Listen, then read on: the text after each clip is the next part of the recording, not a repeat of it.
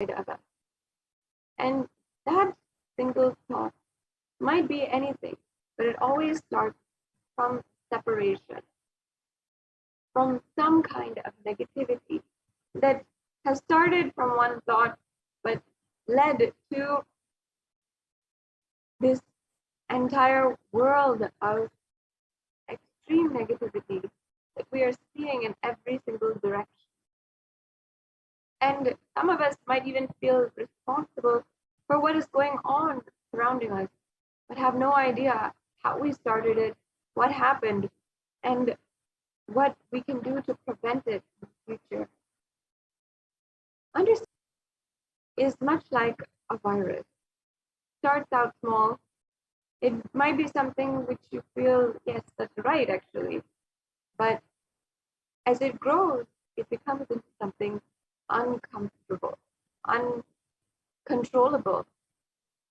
And you will not even realize it. Before you realize it, it has literally handicapped the entire population, the global population, separated, isolated country by country, and has ultimately been the source for so much of destruction. The minute we feel that there is something that is separate from us or against us, that minute we are creating that violence. And always the violence, like a virus, is never, is always seemingly negligible, meaning you can just probably throw it away and you feel that it's not that important, you don't need to address it right now. But ultimately it grows into something that you cannot control. And you feel at the end, I wish I had have addressed this when I could, under my hand.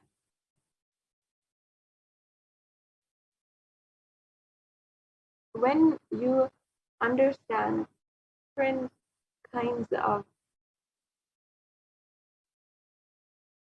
these different kinds of streams of thought, how violence is sourced, where it starts from, it ultimately brings solution.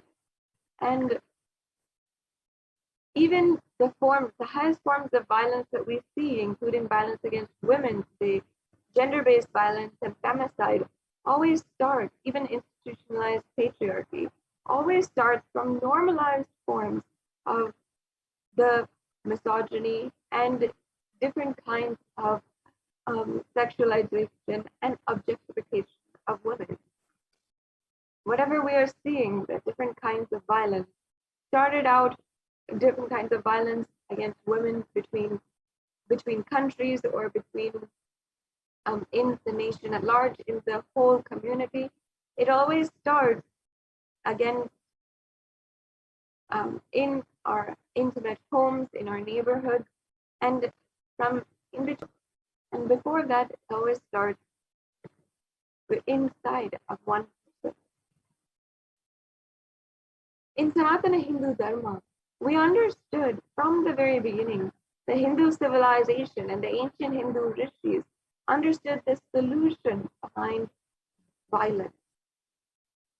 They understood the forms of violence and the source of violence, and they knew that ultimately violence can be solved, healed, and removed, eliminated from society. Consciousness and love, pure love from the consciousness.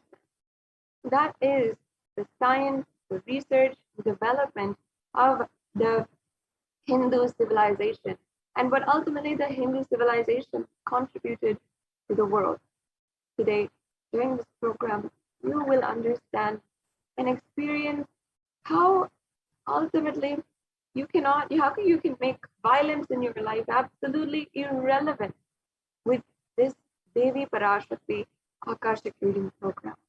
Just because when you relate to the divine as a mother, all violence simply becomes irrelevant. because you know ultimately you cannot show violence against existence, against life, against the universe, against another person in front of you, against the whole world, against society, especially when you understand that the divine is mother. And when you start seeing everything as your mother, you will understand that you literally belong to existence. You literally came from existence. What's the question? Where is the question of feeling separate, lonely, desperate, or orphan when you are being attended every moment and taken care by your mother, by the divine cosmic mother? In this program, you will experience just that, the shift in cognition between seeing everything around you as a separate, everything around you as something that is separate, and seeing everything around you as your own source, as your mother. And what difference it makes, you'll start to see in your life when you just shift that cognition. If you feel it's too difficult, don't worry. I can assure you that just as with one diksha, one darshan, the cognition that we have around us, that everything is against us, will simply change. And today you'll be experiencing the Bhava Samadhi darshan of Devi Parashakti. The Bhava Samadhi darshan is a way that you can awaken that costless bliss inside of you, the bliss that comes from the enlightenment experience itself, that comes from never being taking granted things in your life. And you will see how it manifests in such an amazing way. I welcome each and every one of you to this once again, where you can experience even the Kundalini awakening, the awakening of the latent potential energy inside of you. You will see, you can even see up to 1300% level increase in your energy levels, in your inspiration, your newfound inspiration for life every single day.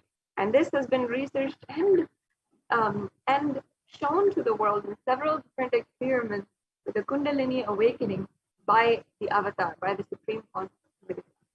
And Devi Parashakti is manifesting through the Supreme Consciousness of Hinduism out of her love and extreme compassion for each and every one of us, to grant us boon, to take care of us in every different level of ourselves, and to reveal our past, present, and future, to guide us in this extremely difficult time. I understand that so many of you are going through something in your life and unable to find solutions. There are so many spiritual solutions, and it is time that we stop looking outside in social institutions or in different kinds of ideas that are presented to us by the society, by the community at large, and start to look in, because that is where it all started first. Today, before we go on to the next segment of today's program, I would like to briefly take a few minutes to introduce to each and every one of you the way that you can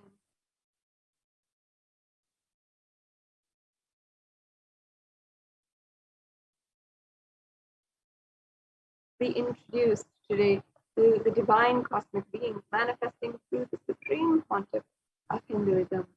The Supreme Pontiff of Hinduism is the reviver of Kailasa, the ancient enlightened Hindu civilizational nation, and as well, Supreme Pontiff of Hinduism is the incarnation of Paramashiva, recognized from birth as the incarnation of Paramashiva, and imbibing the science of science of power manifestation and the science of temple-based lifestyle, as well as the science of spiritual alchemy, and imbibed this science from a young age, from his gurus, from the ancient Guru Parampara, and ultimately is today successfully revived that for the global Hindu diaspora and for the whole humanity at large to experience and achieve superconscious breakthrough. And as well, the Supreme Pontiff of Hinduism is reviving the 14 ancient kingdoms, including being the ordained Guru Mahasannidhanam, the 233rd Guru Mahasannidhanam of the Tonde Mandalam Adinam, the Kanchi Kailas Sarvajnapitam, and as well the incumbent emperor of the Surya Vamsa Surangi Samrajyam, and as well the 293rd Guru Mahasannidhanam, the Jagat Guru Mahasannidhanam of the Shamalapita Sarvajnapitam, the Madurai Adinam, and as well the Supreme Pontiff of Hinduism is the reviver of so many the Hindu sciences, and with over 300 books which Supreme Pontiff of Hinduism has authored himself in either English, in Tamil or Sanskrit, and has then further translated these into 50 further languages. And as well, the Supreme Pontiff of Hinduism is the Acharya Mahamandaleshwar of the Atal Akada and the Mahamandaleshwar of the Mahanirvani Akada, and these are two of the ancient epic governing bodies of Hinduism, which the Supreme Pontiff of Hinduism is officially coronated as the Mahamandaleshwar and Acharya Mahamandaleshwar. And as well, the Supreme Pontiff of Hinduism has founded and revived over 100 Sarvajnapitas, and has, through his spiritual discourses, more than 20,000 hours of spoken, and as well as initiations and so many different class sessions and programs, had made himself available for the whole humanity through more than 20,000 hours of discourses, which are all available on YouTube, on Kailasa's HDH Nithyananda YouTube channel. And as well, you'll be able to see all of this and be able to explore on Nithyanandapedia as well. And it's such a pleasure, such a beautiful way that you can be introduced to the avatar and start connecting with the incarnation of Paramashiva himself. And as you can see, I am so happy to be able to announce to each and every one of you that we will be having the grace, the blessing of the Bhava Samadhi Darshan of Devi Parashakti on this extremely special occasion of Varalakshmi Vratam. And we'll be having the special live darshan of Devi Parashakti on this occasion for Varalakshmi Vratam. And I wish you all an auspicious Varalakshmi Vratam, as I'm sure so many of you are celebrating and deeply cognizing, celebrating in all different forms this extremely auspicious occasion. So once again, we will be having the divine Bhava Samadhi Darshan of Devi Parashakti in just a few hours. And I'm very excited to be able to announce and eagerly awaiting this, as I'm sure many of you also are. So now we are joined by the Nithyananda Gurukul Balasan, who will be guiding us into the next segment of today's program. The Nithyananda Gurukul Balasans will be showing us the demonstratory Shaktis, the demonstration of the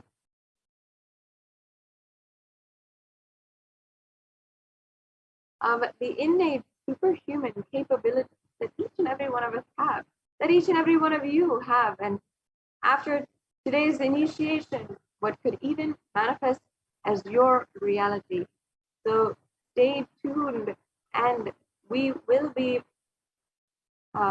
entering into the next segment of today's program in just a few short minutes.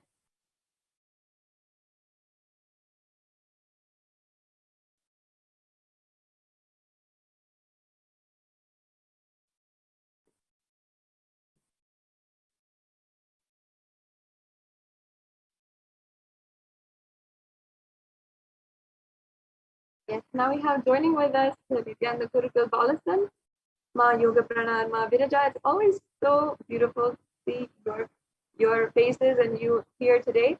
So you can go ahead and be introducing to each and every one of the viewers the possibility that lies ahead of them, which you have been able to demonstrate just with the mere initiation of the Supreme Consciousness with them.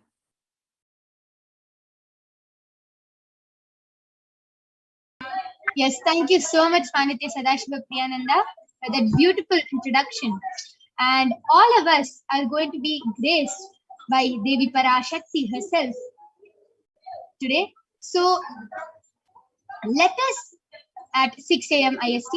So let us now move on into the segment, which is the segment of the power manifestation, where all of you will be witnessing the extraordinary Shaktis of Paramashiva being manifested by the Balasans of the Nithyananda Gurukul. So today, you will be witnessing the Balasans, the Nithyananda Yogis, the initiated disciples of the Supreme Pontiff of Hinduism, demonstrating the powers of third eye and sharing with all the experiences and results of these extraordinary manifestations happening through us just with Diksha, the initiation from the avatar.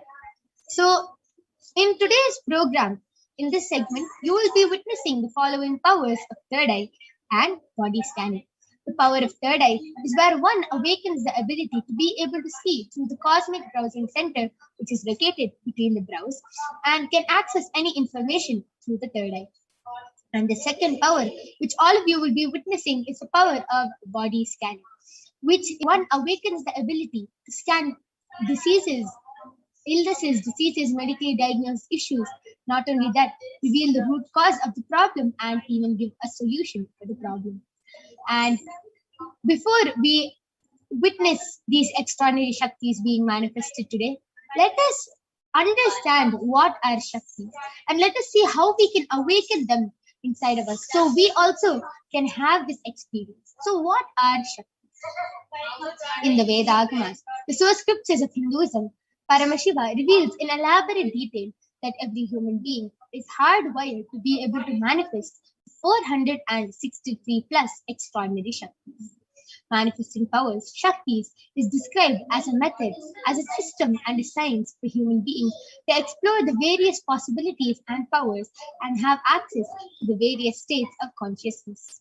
Shaktis manifest from the fundamental cognition that you are the divine and that you need to manifest the divine, not from the cognition that you are a man, that you need to reach the divine. So let us see the difference between Shaktis and Siddhis. What are Shaktis and what are Siddhis? Shaktis are the powers which express and manifest from the space of enlightenment as a side effect of feeling connection and high integrity with the divine. And Shaktis are the source of enlightenment. Siddhis are the powers that manifest from deep tapas, intense tapas or penance for enlightenment. Siddhis are on the path of enlightenment. Shaktis expressed through ordinary human beings in extraordinary ways, just with the initiation from the avatar. And Shaktis are permanent. Siddhis, whereas, are not permanent and they may divert you from enlightenment.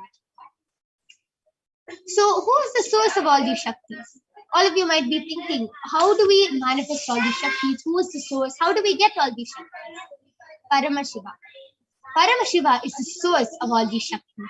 He is the primordial divinity in Hinduism, the ultimate reality and cause which is self-effulgent, Swayam Prakasha, all-pervading, unchanging beyond time, space, form, and causality.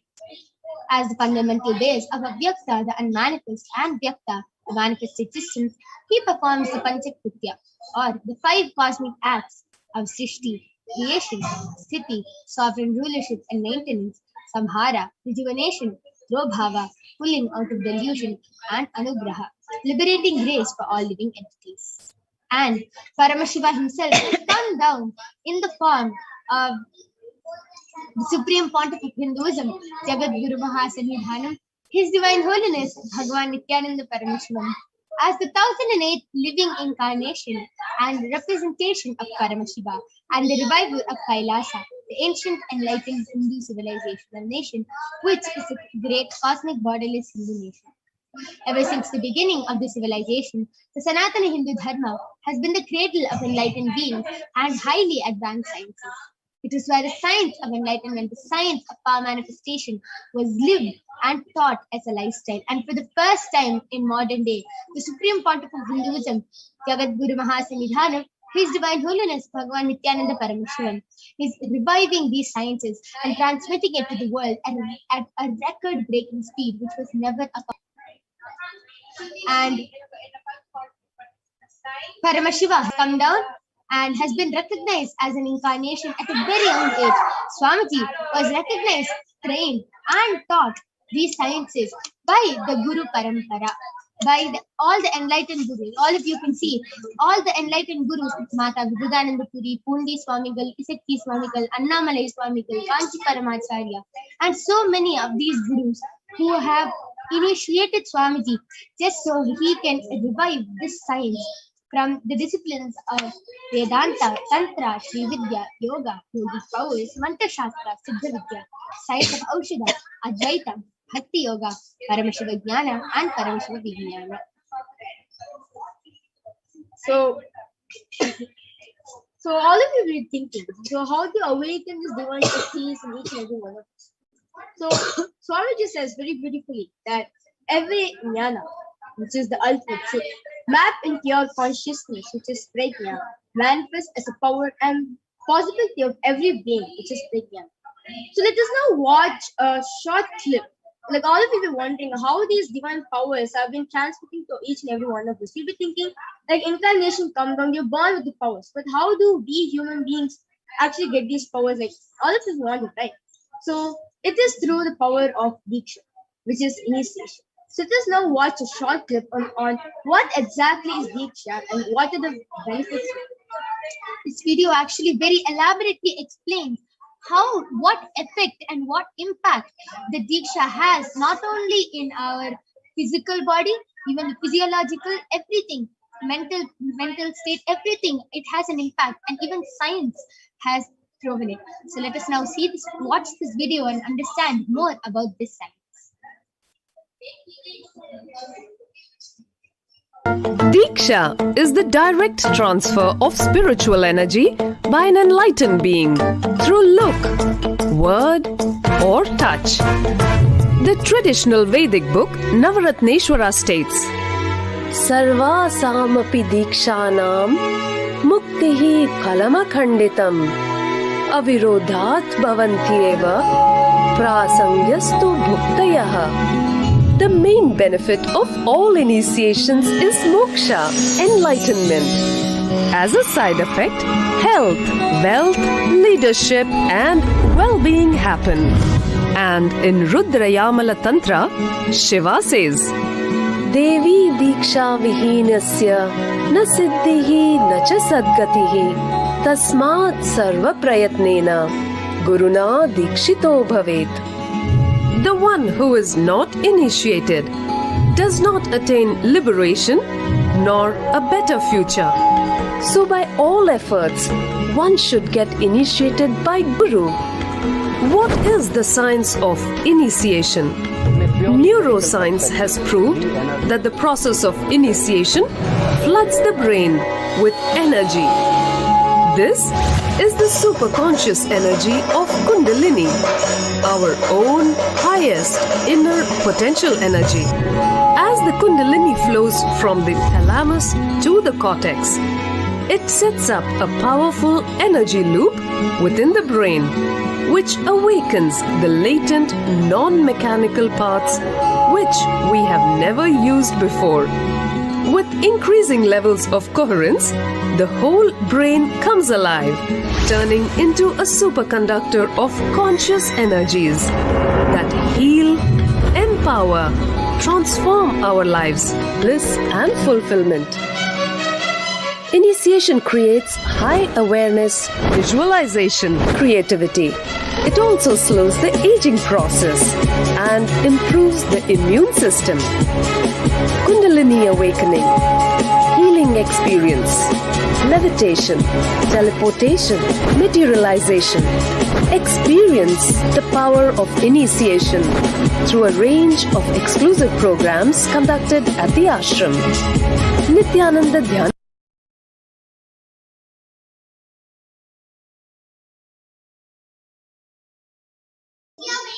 Yes, with a beautiful video which explained very beautifully how the science of initiation has an impact, has an effect on us. Let us now see how this very science, the power manifestation science, is authenticated through the four aspects of evidences or pramanas. So the four evidences, the four pramanas are the Shastra Pramana, which is the eternal unchangeable truth that are revealed in the source scriptures. The next is the Apta Pramana, or the experiences and results of Aptas, or the authorities of Hinduism. The Vedic rishis and scientists who have time tested and also verified this science.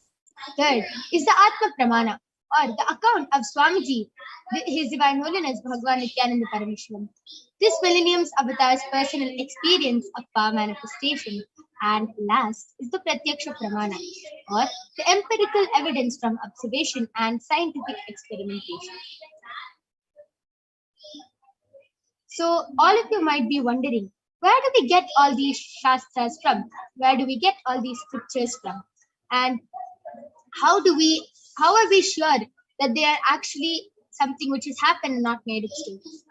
We get all these Shastra Pramanas from the Vedas, which is a living applied science. Vedas are the ultimate superior authorities for Hindus, and they are the pure science where the ultimate truths are explained. Agamas are the scriptures where the applied technology, the applied science is expanded. Vedas and Agamas, Vedagamas, are given the status of Shruti as they are directly revealed by Paramashiva. They are the ultimate, eternal, unchangeable truths. And any reference cited from these Shastras or the source scriptures is called a Shastra Pramana. So without further delay, let us get ready to witness an extraordinary demonstration by the Balasins of the Nithyananda Gurukul. So before we move on, let us enter into the Shastra Pramana, which is from the Vijnana Bhairava Tantra.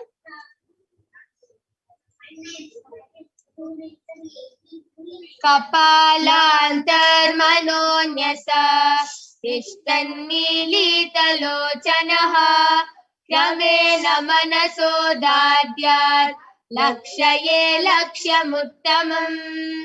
The translation goes, by fixing the mind on the inner space within the ground center and sitting stably without any movement, having the eyes closed in succession, by that stability of the mind and inner space, through the power of the third eye, one directly sees the ultimate goal Lakshyam, by having the vision beyond the sight that reveals any object or place, attaining the place of oneness with the source Paramashiva. The next is the Atma Pramana, where Bhagavan Shri Krishna initiates Arjuna into the power of third eye. So this is where all our ancestors have actually manifested this power. It goes back to the time of Dwapar Yuga, where the Mahabharata war happened, and where Bhagavan Shri Krishna initiates Arjuna into the power of third eye.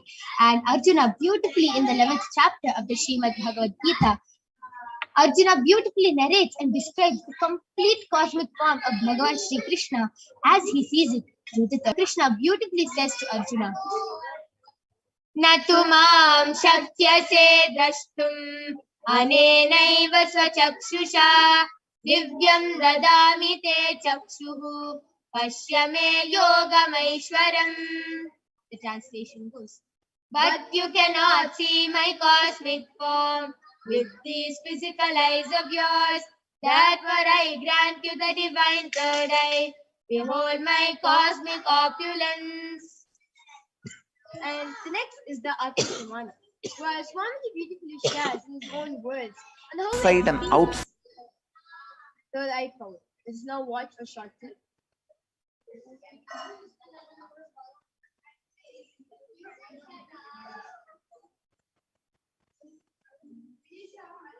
inside and outside broke. The first experience is that I was able to see everything around me, above me, the whole 360 degree, 10 direction, below me, everything. I realized not only I was able to see, I was able to feel, experience. I felt that the skin of the stone on rock on which I was sitting and the skin of this body, both equally. In both I exist equally. The setting sun, rising moon, the whole Arunachala hill, all the plants, bush, shrubs, trees, everything, everything, everything. Just became so alive. The idea, something is inside.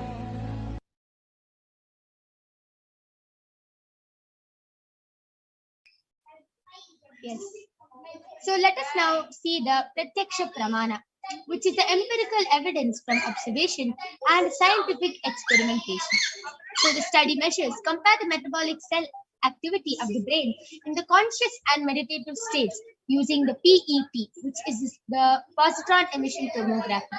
So when doing daily activities, high activity is measured in the brain where the third eye is located, and when Swamiji is in the deep state of Samadhi, only the third eye region is active and almost 90% of the rest of the brain is at peace.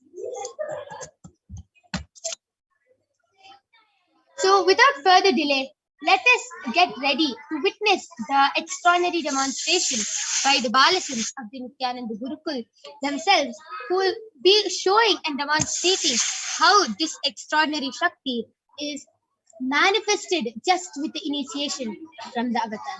So now I request the slides to stop being projected.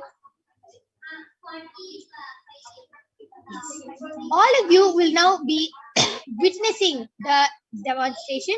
All of you can see I have a medically tested eye band with me, and in front is a complete opaque sheet, and behind is a thick sponge, and you can see that there is no gap under the eye band at all, and there is no possible way of light entering this eye band at any cost.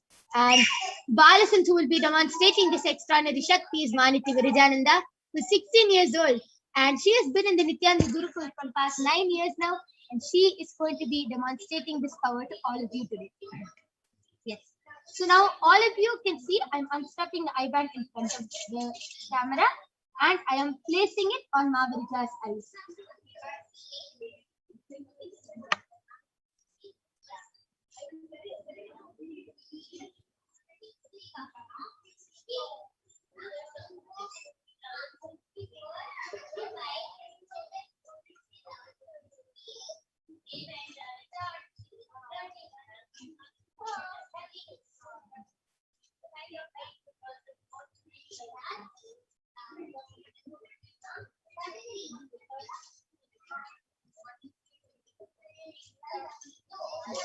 Mahavirija, are you comfortable?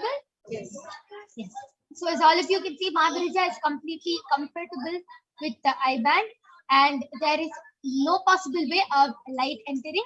I request you to turn to your right, left, up, and down. Yes. So you can, all of you can see that there is no possible way of light entering the eye band. And now I request the YouTube comments to be projected.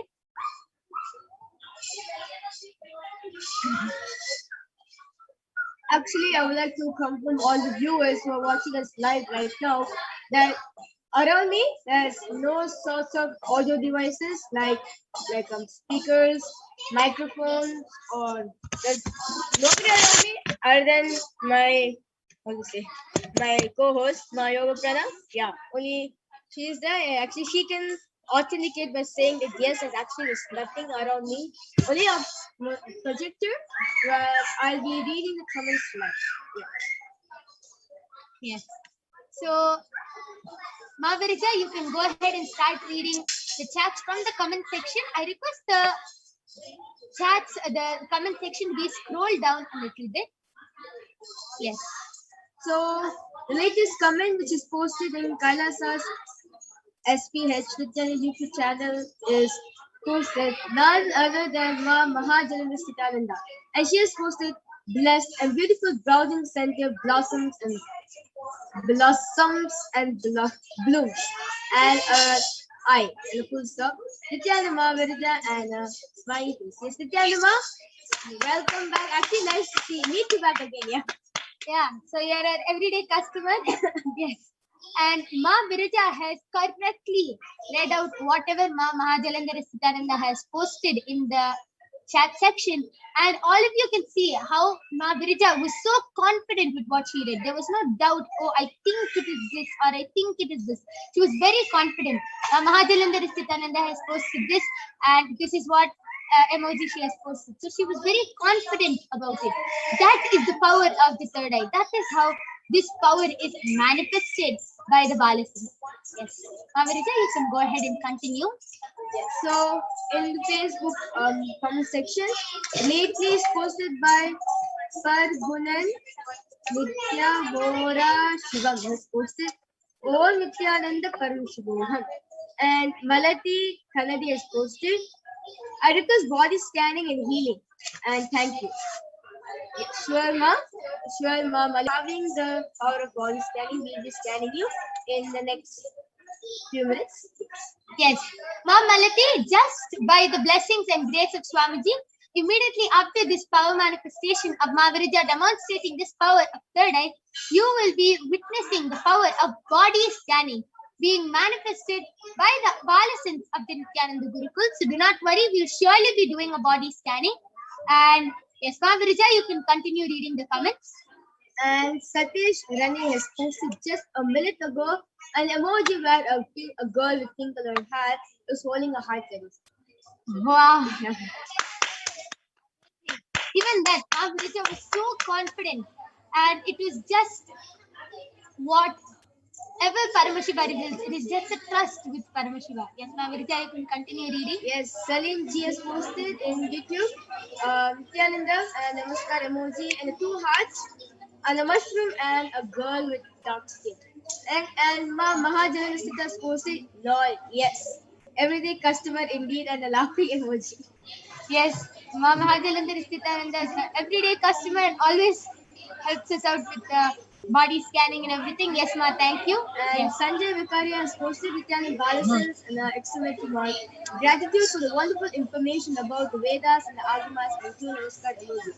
Yes, actually, Sanjay, all this, if you can actually see, if you read the Guru Gita, beautifully says that any Guru, whether you're enlightened, whether you're incarnation or no, if you are transmitting some knowledge to the world, it always has to be acid washed, because the experience you might have specifically will be good for you, but not for the whole world. So Swamiji exactly does that.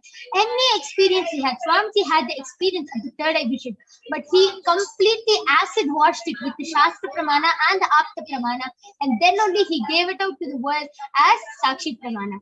Till then, Swamiji did not reveal it. Only after acid washing it, Swamiji revealed it. So it is all, everything, all these segments you will be seeing, the power manifestation, everything is directly from the Vedas and Agamas. We have Shastra Paramanas and everything, full proof for it. So it is completely authenticated through the Shastra Paramanas. Yes, that was a very beautiful demonstration of the power of third eye. Now I am removing the I-band from Mavirija. Yeah. So now all of you can see the I-band is completely intact. There is no change in the I-band as I just put it on Mavirija. Yes, that was a very beautiful demonstration of the power of third eye. And please stay tuned for the upcoming power, which is the power of body scanning. And now let us enter into the Shastra Pramanas for this power. So a little about this power of body scanning. Like if you're a newcomer, the power of body scanning is actually where the initiated disciples for the different for the Hinduism will have the ability to scan and reveal the diagnostic issues medically diagnosed and also provide the best way where you can get rid of the disease through the awakened product. Now let us now see the Shastra Pramana, the scriptural reference to the power of body scanning, which comes from the Vijnana Granatha. स्वदेहे जगतो वापि सूक्ष्म सूक्ष्मतराणि च तत्त्वानि यानि निलयम् ध्यात्वान्ते व्यज्यते परा. Bhagavan Paramashiva says, cognize deeply that from the subtle to the subtlest constitutive principles of your whole body, Swadeha, or of the whole universe, simultaneously consist of the essential reality. They are being absorbed in their source cause, Paramashiva, and by the experience of such restful awareness, one becomes complete from all thoughts, and the ultimate universal divine power, Paradevi, Adi Shakti, is revealed, and the supreme power manifestation happens. The next is the Apta Pramana, which is from the life of a Siddha named Terayar. Terayar was a Siddha and one of the prominent disciples of Agatyar.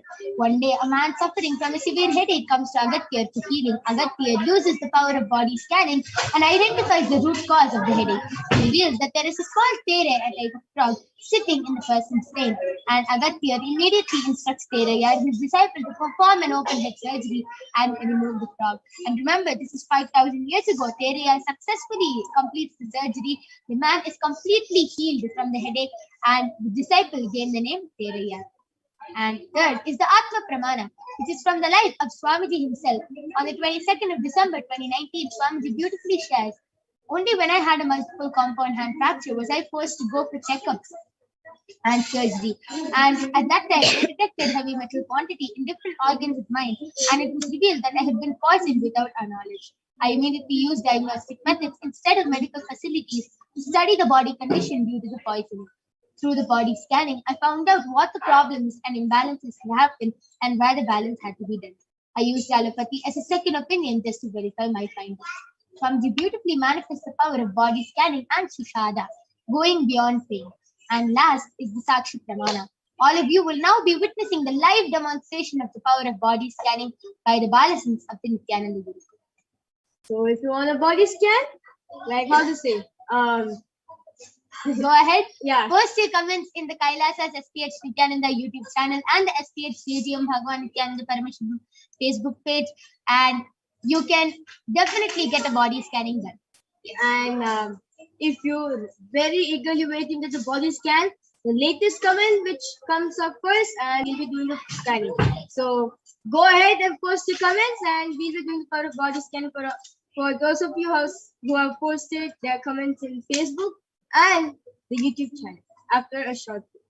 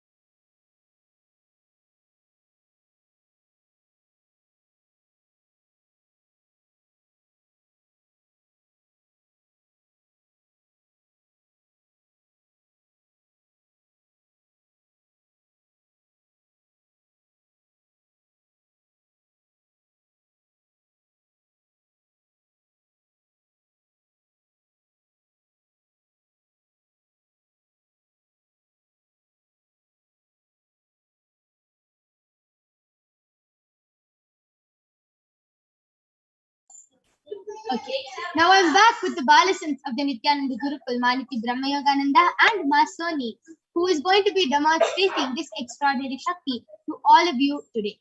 Now, I request the YouTube comments to be projected. And all of you will be witnessing the Balasins right in front of you, demonstrating how the power of body scanning can be manifested just by connecting to Paramashiva. The Balasins will be able to scan your body and reveal any problems you are having. And not only that, reveal even the root cause of the problem. They will be able to reveal why the problem started in your body in the first place. So I request the YouTube comments to now be projected. And yes. So, okay. So Ma Mahajalandhar Nithyananda has posted, I look after my elderly father, 80. I am always home, but needed to go to the store for Ekadashi yesterday. Past people in store and got scared about Corona. Please scan for the virus in my body. Yes, ma, we'll surely be doing a body scanning. And yes, Swamiji has initiated all the Balasins into the power of scanning whether the person has COVID-19 or no. And you will be witnessing this power being manifested soon. Till then, Ma Brahmayoga will be doing a body scanning and revealing any problem that Paramashiva reveals in the body. And Chalinji has requested for body scanning. And before that, can we move on to the Facebook comments? I remember seeing one person post a request for the body scanning. I request the Facebook comments to now be projected.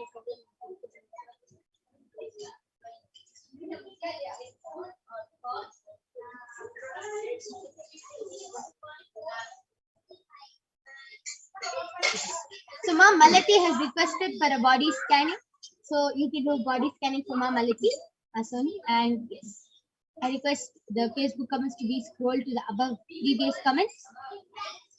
Comments in Facebook to be projected.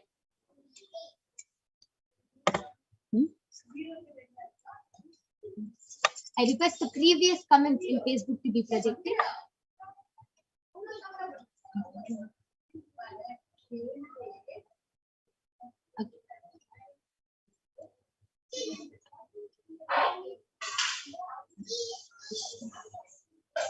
Okay, we can go back down to the latest comments.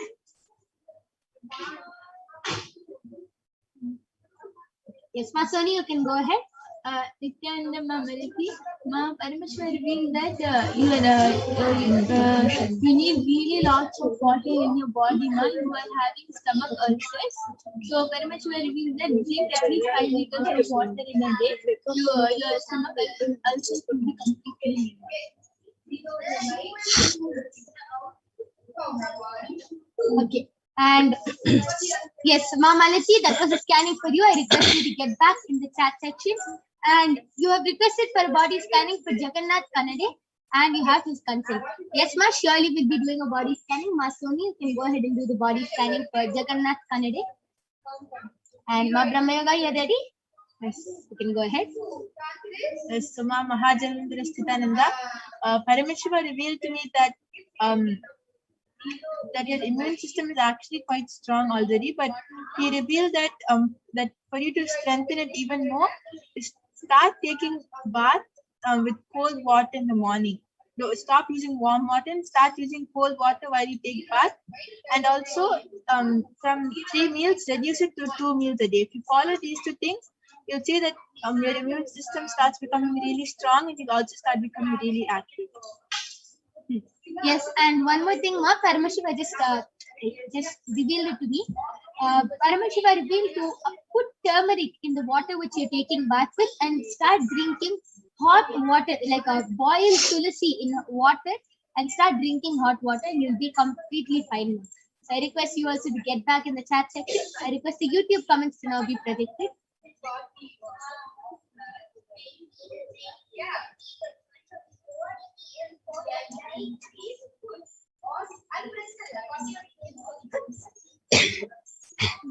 Okay.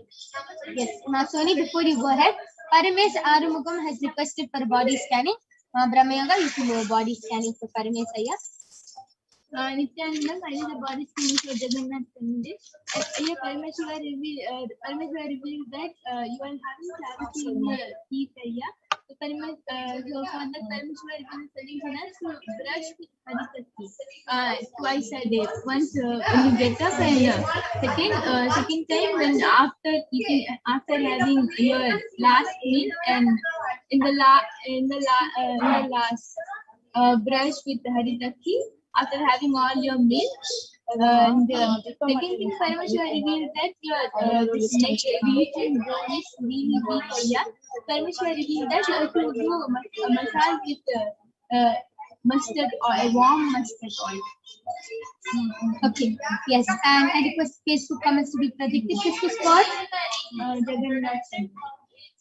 So, Ma Malati, I request you to get back. Ma Soni just revealed the body scanning for Jagannath Ayya. And yes. And yes, Ma Brahmayoga, you can also go ahead. Yes, so I did the body scanning for Parameshwara, and Parameshwara revealed to me that Parameshwara revealed to me that kidney stones are starting to form in your body. So what you should do is immediately start taking castor oil and tulasi water. 1 cup of tulasi water and 1 tablespoon of castor oil with hot water. If you follow this solution every day, the kidney stones will automatically break and dissolve, and you'll be completely fine. So that was beautiful scanning. Paramesh Arumugamaya, I request you to get back. And Sanjay Vikari Ayya, Ma Soni is doing the body scanning for you. So yes, you can go ahead. Nithyananda Sanjay Ayya, Parameshwara revealed that you are having really weak immune system. Ayya. So Parameshwara revealed that to build your immune system. Parameshwara revealed that to build your immune system. Take green juice in the morning, empty stomach, and have castor oil also. Yes, that was a very beautiful body scanning. Yes, so I request all of you who have gotten the body scanning to get back in the chats whether you were able to relate with the scanning.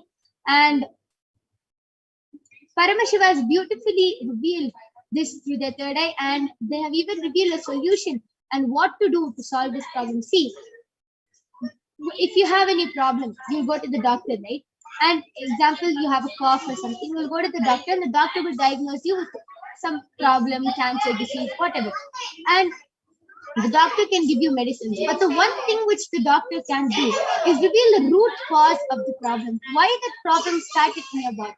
All of you know, our body is very mysterious, as we have just a small cancer can be related to the HDH you're holding, the self-hatred you're holding inside of you. And any disease you have or any skin problem you have can be related to mother incompletion or some childhood incompletion. So our body is very mysterious, and the one thing which the doctor cannot find out is the root cause of the problem. And the speciality of the third eye is that the third eye will reveal the root cause. Sometimes you will not be able to even relate with the body scanning. But Paramashiva reveals something completely different, because he is revealing the root cause of why the problem even started in your body in the first place. And for that, Paramashiva reveals a solution. And Ma Mahajalandhara Nithyananda has gotten back in the YouTube, HDH Nithyananda YouTube section, that I request the YouTube comments to be projected. That thank you, Ma Brahma Yoga and Ma Yogaprana. Yes, I do have a strong immune system. Paranoia and fear are not nice. I tend to have warm showers, so now we'll do cold bucket bath and add turmeric to it. And she has also gotten back telling me also drink the tulsi water. It's been in my mind recently to do that. I'm still getting my gut fixed, but once it's back on track, I will do 2 meals or even 1. Okay. Yes, Ma, just follow whatever Paramashiva reveals and you will be completely healed. And remember, Swamiji is always there protecting you. So don't be in the fear or anything. Trust Swamiji always. And Ma Sanjay Vikari Ayya has gotten back telling thank you. Paramashiva's advice will be well followed. Yes, thank you Ayya for getting back. And Paramesh Arumugam has gotten back telling thank you, Ma. Yes, we thank all of you for getting back. And now it's time. We are going to be concluding this session. And we thank all of you for joining us in this segment of the Power Manifestation. And you can always join back every day at 2 a.m. IST to witness this Power Manifestation segment. The extraordinary Shakti is being demonstrated. And please stay tuned as we are going to have the special live Bhavasmadhi Darshan of Devi Parashakti herself at 6 a.m. IST 20th August and 5:30 p.m. PST 19th August. So we thank all of you for joining us. Thank you, Nithyananda. We'll be having Ma Madhura joining with us, who will be teaching all of us about the divine feminine consciousness and who is Devi Parashakti and much more.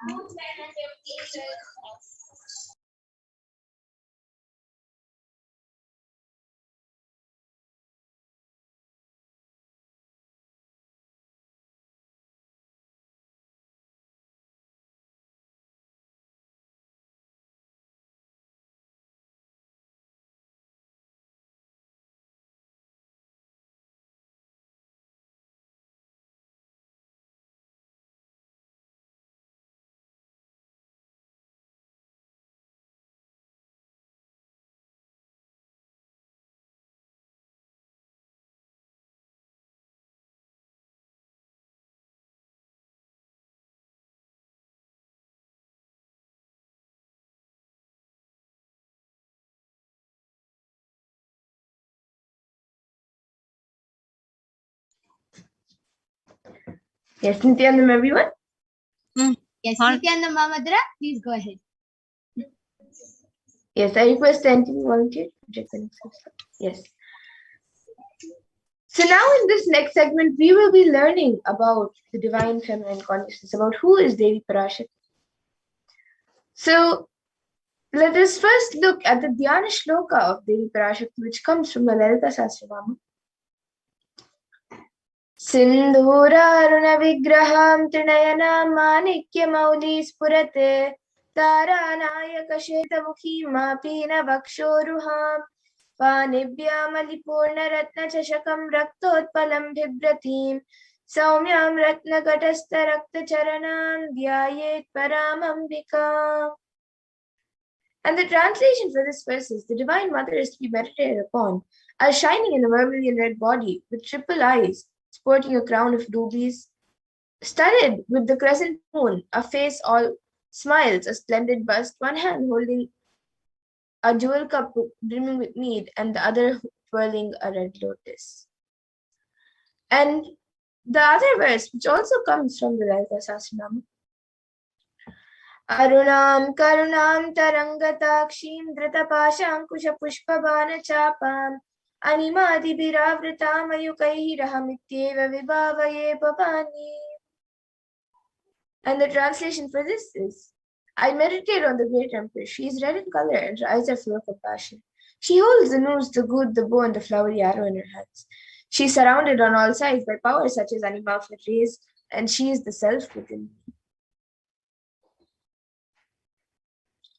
And Devi Parashakti is the ultimate pure feminine consciousness. Parashakti is the cosmic mother. It is her cosmic womb from which billions and billions of universes come out and go in, and the source where the Big Bang and black holes go on and on. Parashakti is the source Shakti, the source energy, the source power from which all of us came, in which all of us are in even now, and in which all of us are going to merge.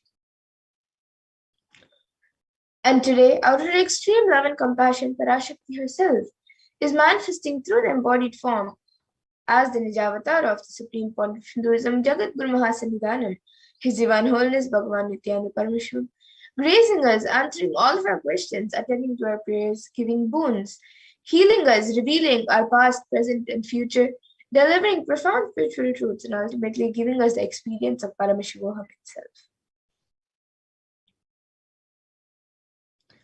And in the words of Devi Parashakti, she beautifully says, raising as Omkara, expressing as Vedas and Agamas, blossomed as Shrimkara, filled as Parashodasi, living in 40 triangles, the Kailasha Swami is in Kailasha, Shri Purachintamani, Parashodasi, Meenakshi,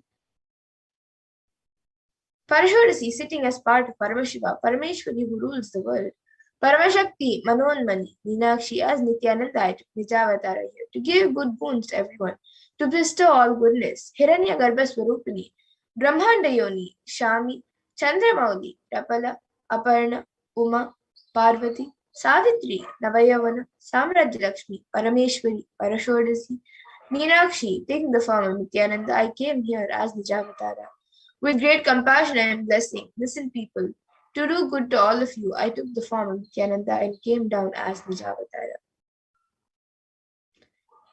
And again, Devi Parashakti beautifully says, raising in Omkara, blossoming as Shiva, Shiva manifesting as source of existence, powers of existence, expression of existence, from the oneness of Om, blossoming into two as Prakriti and Purusha, blossoming as three Shaktis, Icha, Kriya, and Jnana, growing as four Vedas, expanding as five Panchabhutas, beyond six chakras, filled as Gotras of seven Rishis, expanding as five Panchabhutas, beyond six chakras, filled as Gotras of seven Rishis, existing as nine, expanding as eight directions, existing as nine grahas, blossoming as 10 indriyas, being as 11 rudras, creating all the worlds to tell and make truth blossom and to do good. Parashorasi, Meenakshi, in the form of Nithyananda, I came to bless every one of you. And now let's see how we can receive Devi Parashakti. So literally we're seeing Paramashivoham Parashakti at that moment. She's there on your screen, so always receive her very traditionally. You can keep 2 betel leaves, 1 banana, 1 betel nut, and a coin in front of the screen as you receive Devi Parashakti. And for those of you who don't know, the coin is actually considered the traditional dakshina in the Hindu tradition. It can be the lowest value. In India, it can even be just 1 paise. In the US, it can even be just a cent. Swamiji says, I'm not trying to monetize. Keep even 1 cent is okay. So for 100 days, if you have darshan, it will add up to $1. In India, even 1 paise is okay. And you can offer that to Devi Parashakti. And once the darshan is over, you can do namaskar and eat the banana, the betel leaf, and the betel nut, taking it as prasadam immediately. And the coins that you collect, you can send it to the Los Angeles temple for the further procedures. And some of you might be wondering how this betel leaf and betel nut may benefit you, whether it's physically, emotionally, mentally, how will it benefit you? So this betel leaf and betel nut may look too small, but in a few days, you will see how much it adds to your sentiment that really Devi Parashakti is there. You will not take the Devi darshan for granted. Rituals will break your monotonous unconscious mentality and lifestyle and remind you and raise you to powerful combinations. It will break your unconscious behavior. And now all of you can see how you can set up your tambulam. You can set up the 2 betel leaves, the 1 banana, the 1 betel nut, and the coin. You can set it up all in a plate. These are the 4 basic items, as you can see in the image. There are a few additional items also kept, such as a coconut, some kumkum, turmeric, bangles, and some flowers. So these 4 items, the betel leaf, the betel nut, the banana, and the coin, are the 4 basic items. But if you would like, you can also keep the additional items. So you can set up everything up in a plate, keep it in front of the screen, and receive Devi Parashakti when she comes for the darshan. And with that, we come to the conclusion of this segment where we have learned who is Devi Parashakti and how you can receive Devi Parashakti when she comes for. So with that, we'll now be moving to the next segment of this program where we will be seeing what Devi Parashakti has revealed in the Akashic and how important it is for all of us to understand, internalize, and follow what Devi Parashakti has revealed in the Akashic readings. So with that, we'll be back after a really short break to move on to the next segment.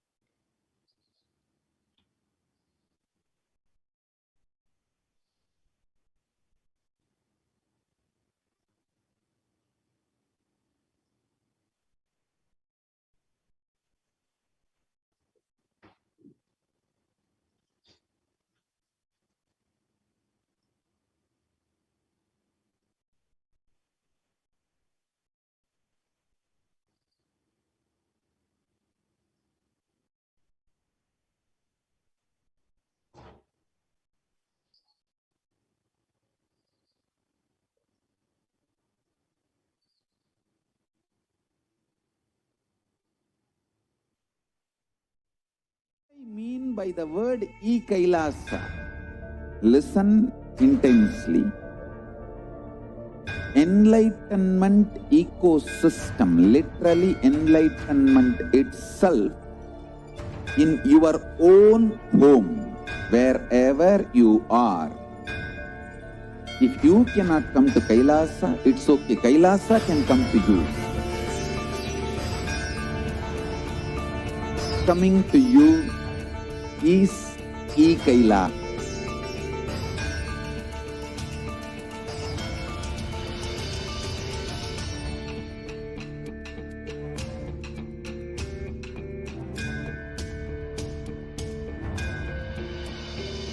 I will revive Hinduism. I am a Hindu revivalist, not by any revolution, but by evolution.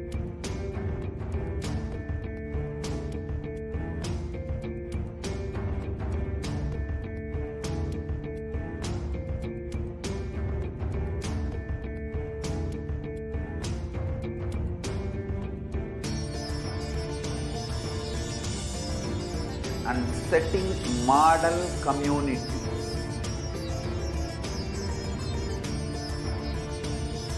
Kailasas, enlightenment ecosystems, Sarvanya Peethas all over the world.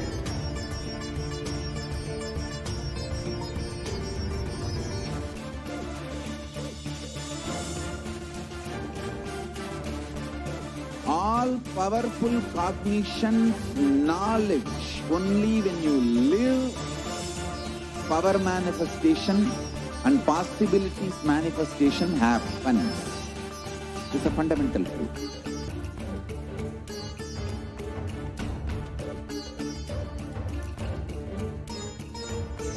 Hinduism cannot live exclusively as one sampradaya. No. All sampradayas of Hinduism is an ecosystem.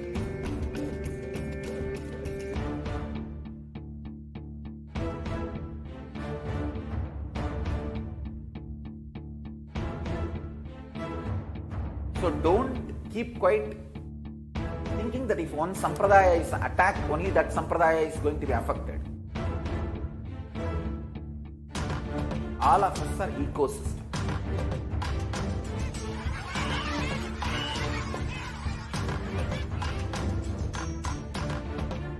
I invite all of you to get involved and enjoy Hinduism by the principle of Dharmo Rakshati Rakshitaha. When you protect Dharma, Dharma protects you. You will make the whole.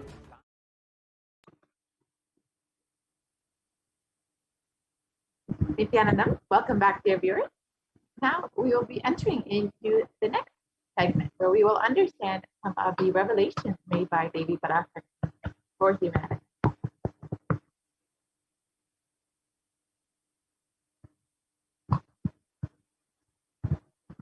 So, as we all know, humanity is still undergoing the effects of the cosmic surge, the Pralaya.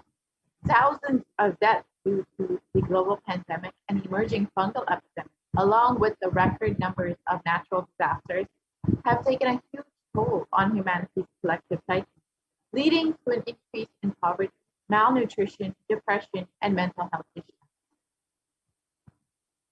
So what has caused this? Who is behind it? How could this have been avoided? What is the solution for this? In this segment, let us go through an analysis of Devi Parashakti's revelation on the cause and solution for this pralaya. As all of us know, over 4 million people have died over the course of this pandemic, and over 175 million people have been infected with COVID-19, and the worst affected countries are the US, India, and Brazil. And the number of COVID cases in India alone has crossed well over 29 million. And the number of deaths due to COVID-19 has crossed well over 374,000, with 75 million people falling into poverty since the beginning of the pandemic. Now, these numbers are considered to be severely underreported, so the actual situation could be much worse than what we know. And India is not just suffering from this global pandemic, but the suicide and mental health issues as well. India is the 6th most depressed country in the world. And 6.5% of the population is suffering from some form of mental illness. And there is a rate of 10.9 for every 1 lakh people with suicide. And suicide is one of the biggest causes of death among the age group of 15 to 24 years. India is not just suffering from this ongoing pandemic, but several natural disasters have been affecting the country, including the cyclone in Kerala and recently the floods in Maharashtra. And as this pandemic continues on, there is a serious cause for concern for the third wave, which is to come very soon. So how could we have prevented this? How could we have avoided all of this? Devi Parashakti revealed on the 31st of May 2021 the reason for this ongoing. Let us listen to that revelation.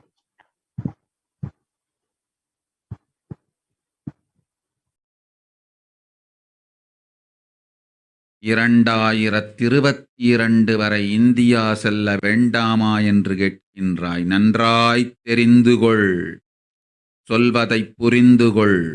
மகமான கிருமி போஜனம் இந்தியாவிற்குள் வரக்கூடாது என்பதற்காக 2020 பாரதம் முழுவதும் 12 ஜோதிர்லிங்கமும் பாத யாத்திரை செய்திடவே என் மகன் மூலமாய் திட்டமிட்டிருந்தேன். படுபாவிகள் ஓடத்தின் மாலுமியை ஊர்விட்டு துரத்தினார்கள். என்ன நடக்கிறதென்று பார். முறையாக கைலாய நாட்டின் தலைவனாக நிறை மரியாதையொடு நல் மதிப்பொடு என் நிஜாவதாரம் நித்யானந்தன் திருவடி மீண்டும் பாரதத்தில் பட்டு பாத யாத்திரை செய்த பிறகு மட்டுமே நீ அங்கு செல்ல வேண்டும். அதுவரை உன்னை காத்து செல்லாதே. ஓம். So let us look at the translation of Devi's revelation. For this huge Devi Bhojanam, hell not to come to India. In 2020 itself, I had planned to do the Padayatra throughout India and the 12 Jyotirlingas to my son Swami. They chased the captain of the ship out of the country. See what is going to happen.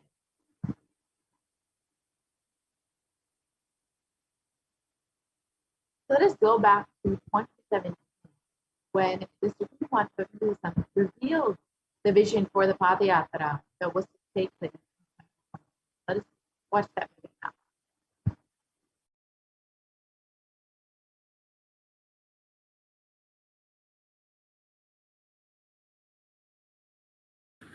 Want to do 1 year Padayatra specially for this purpose in 2020. 2020, planning for a full year. I'm going to walk from Rameshwaram to Amarnath. 1 year with 10,000 people, just walking all over India to spend time with people. 2020, there will not be any program other than Padayatra and just spending time with people. Just walking. Of course, 10,000 people will be walking with me. Maybe 200 vehicles to carry our food and all the other items, transportation. Enjoying the river banks, forests, and time with nature. 10,000 people manifesting powers, walking from village to village. What do you think will happen?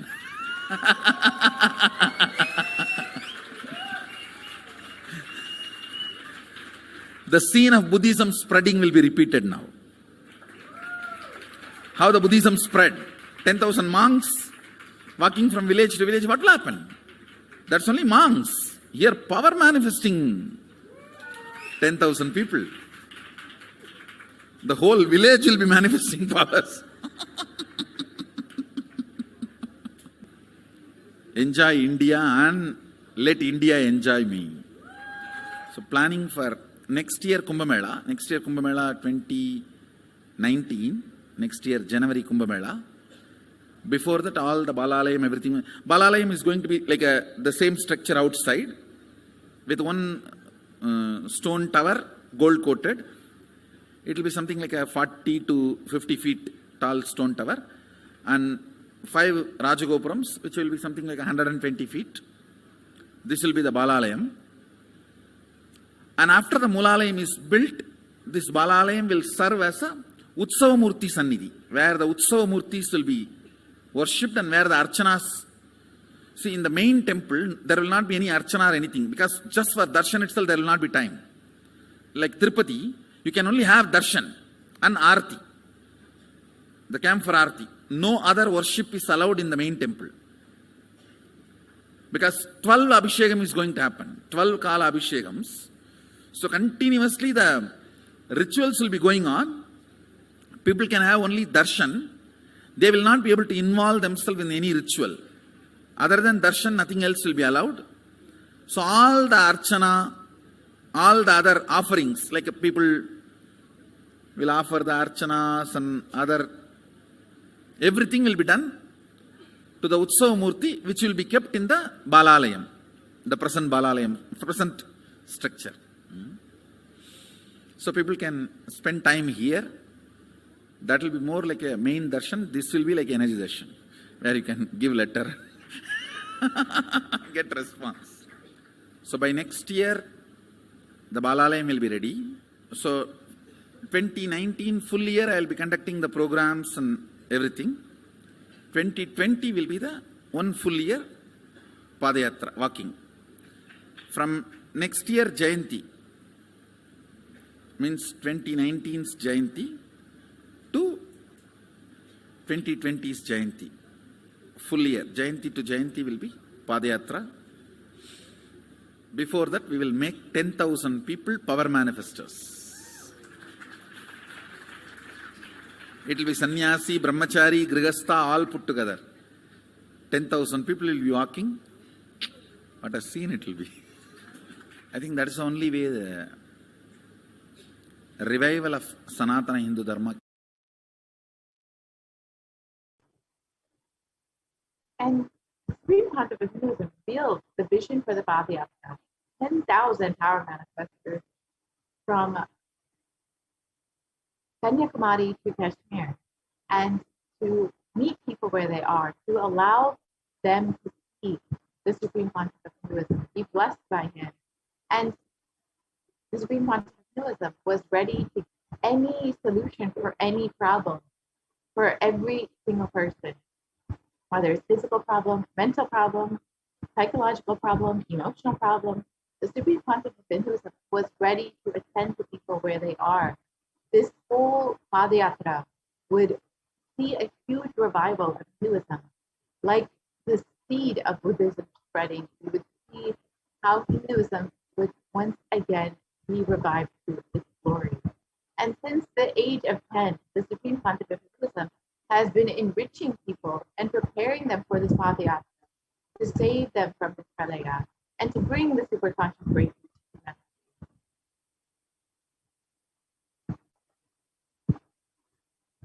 And from that age, the Supreme Pontiff of Hinduism has been enriching and initiating the masses into the science of enlightenment through powerful discourses, initiation, and darshan.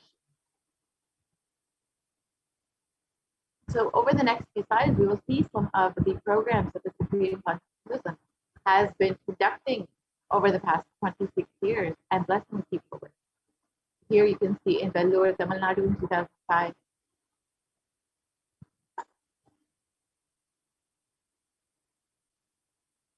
in Rastipuram in Tamil Nadu in 2005, in Namakkal in 2005,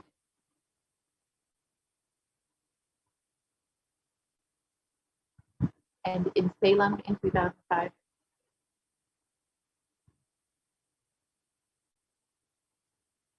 The Nithyananda program in Italy.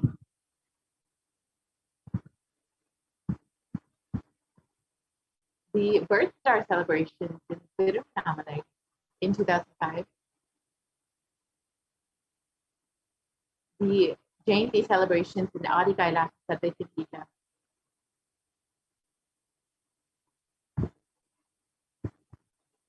The Jayanti celebrations in Tiruvannamalai.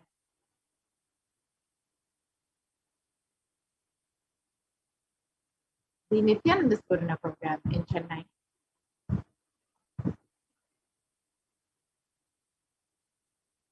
The Guru Purnima celebrations in the Adi Kailasa Satyajita. And each of these photos, you can see how many people are in attendance, how many people from different various backgrounds who are being blessed into the science of enlightenment. The Bhakti program, the Dhyana Spurna program,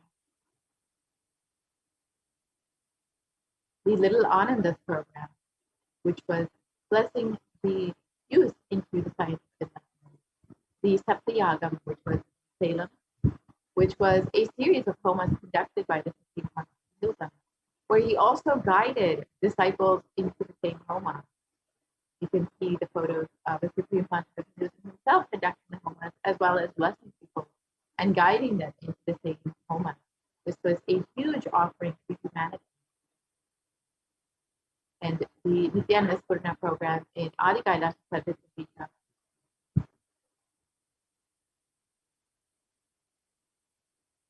The Nithyananda Spurna program in Salem.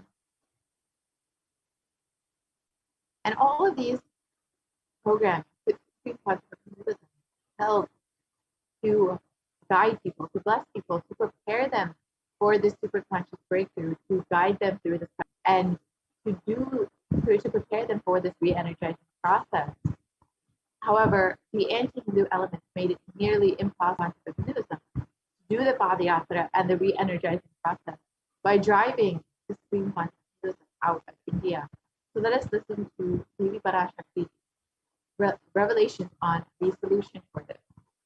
2022 வரை India செல்ல வேண்டாமா என்று கேட்கின்றாய். நன்றாய் தெரிந்துகொள், சொல்வதை புரிந்துகொள்.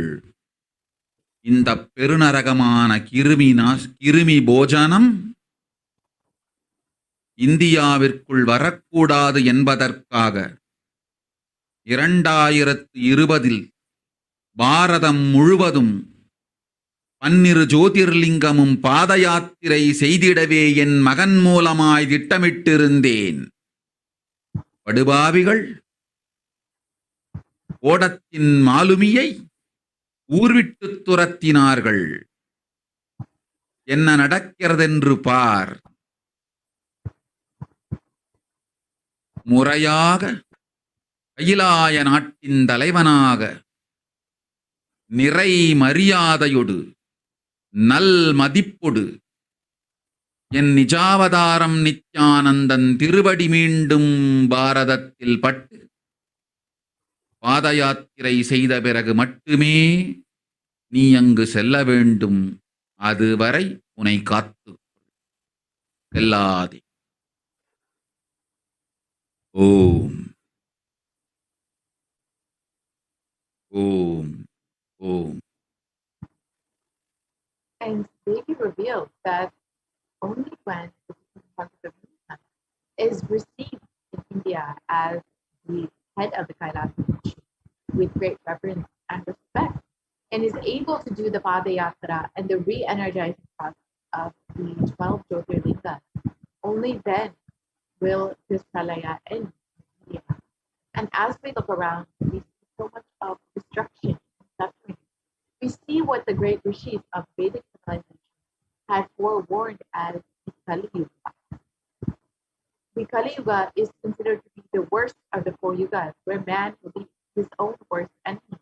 In the Purva Purana, Saint Vyasa tells this Kali Yuga is the worst of the 4 yugas in all the ages.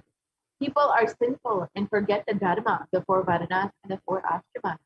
In fact, men are so sinful that no prescribed penance atones for their great sins. The only place which is free from sin is the great sacred city of Varanasi, the Mahapuri.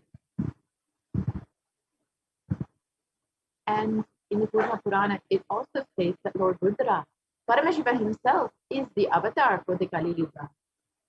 And the translation of this word, Brahma is the presiding divinity or Devata for the Krita Yuga, the first cycle of time. In the Treta Yuga, the second cycle of time, it is Bhagavan Havi, Surya, and in which appeared Sri Rama. In the Dvapara Yuga, the third cycle of time, the presiding divinity is Vishnu. And in the Kali Yuga, the fourth cycle of time, the current age, the presiding divinity, the avatar is Rudra, Lord Maheshwara, Mahasabha himself.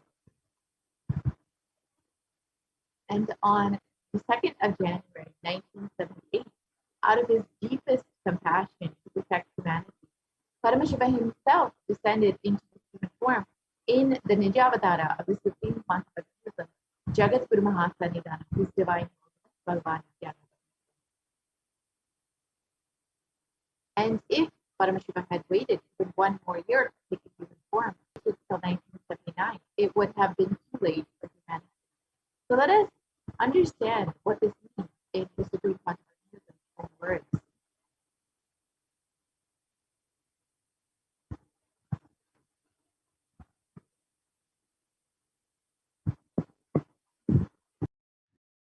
And I tell you, O Hindus, don't be afraid. I am back with the same science. We are going to be rich.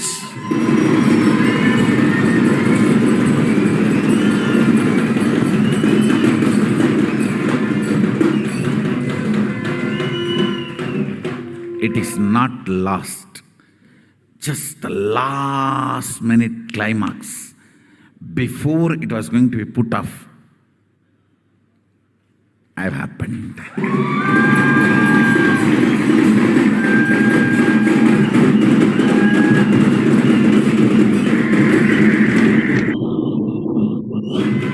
(1979) would have been late.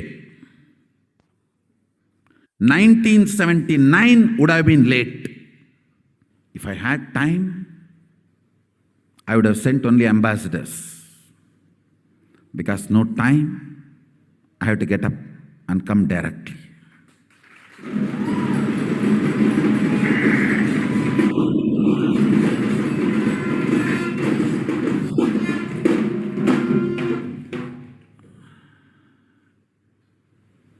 O Hindus, feel blessed. Science is not dead. It is available. I have everything needed to bring that science back to life and establish its legitimacy.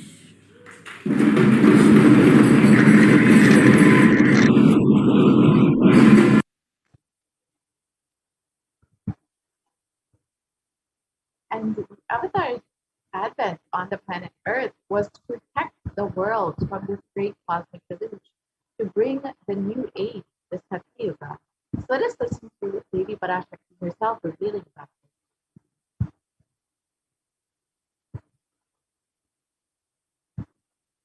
ஓம் ஓம் உலக மக்களே கேளுங்கள். கலி முற்றி கலி கழிந்து புதுயுகம் சத்தியயுகம் புறப்பட வேண்டிய காலம் வந்ததனால் வந்திருக்கின்றது இந்த பெரும் பிரளயம்.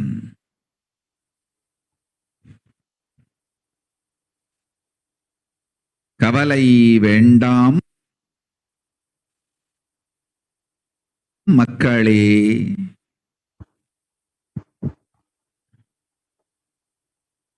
நித்யானந்தன் வடிவம் தாங்கி நாமே இங்கு வந்திருக்கின்றோம். நித்யயுகம் செய்வோம், நித்யயுகம் சத்யயுகமாய் மலரும் இங்கு.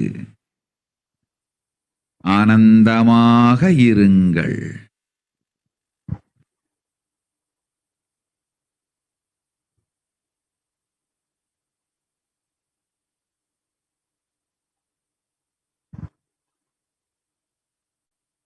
And the translation of Devi's revelation, people of the world, listen, the time has matured. The time has come, and it has matured into the time. Kali Yuga has matured, and over time, it has come for Satya Yuga to happen. So great Pralaya has come. Don't worry, people. In the form of Nithyananda, I myself have come here. I will make Nitya Yuga. Nitya Yuga will blossom as Satya Yuga. Be blissful. For this huge hell Gimi Roja not come to India in 2020, I plan to do the Padayatra throughout the 12 Jyotirlingas through my son Swami. And in order to prepare for this, the avatar began the Padayatra at the mere age of 10.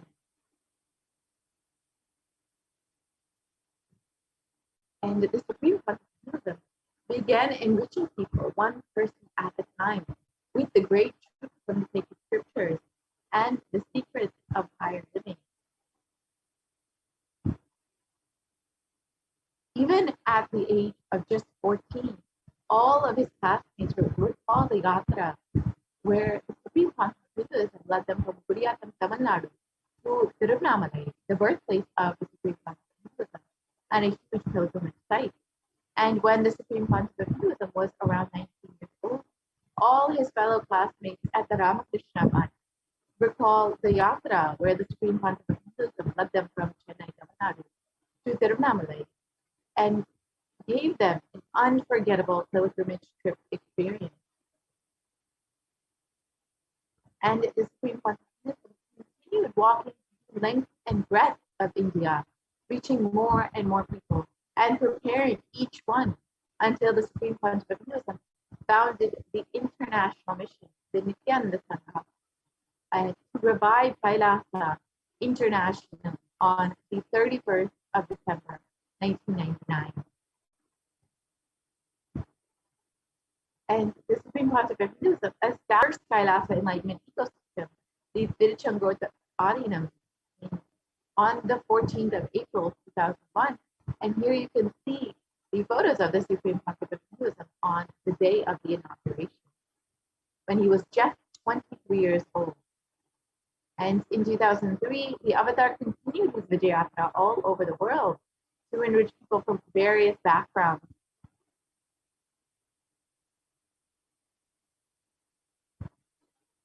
And the Supreme Consciousness intensity and dedication for the people, even among crowds who do not understand English, the Supreme Consciousness voice resonated deeply with each being and moved each one to tears. Here you can see in Guadeloupe and in Brazil, the people receiving Supreme Consciousness with so much of gratitude and affection, despite not understanding any of his teachings necessarily.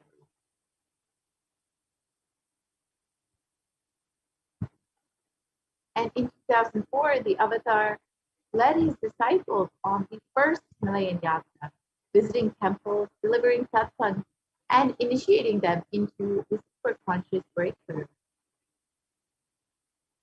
And subsequently, the Avatar personally organized and led yearly yatras and guided individual souls, not just to physical spiritual sites, but to eternal spiritual realms. And in 2006, the Padayatras were taken to the next level with the Kodikan Padayatra, with crores of people participating, and each person impacted by Nithyanandeshwara and Nithyanandeshwari, who traveled from city to city, blessing each being who laid eyes on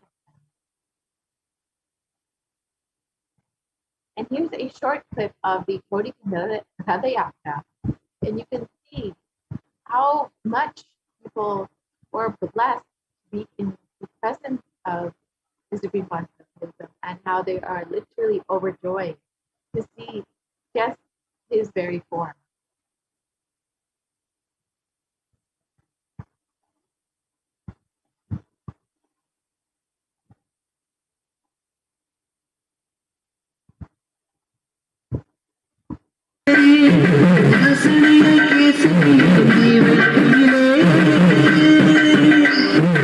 Hasaniya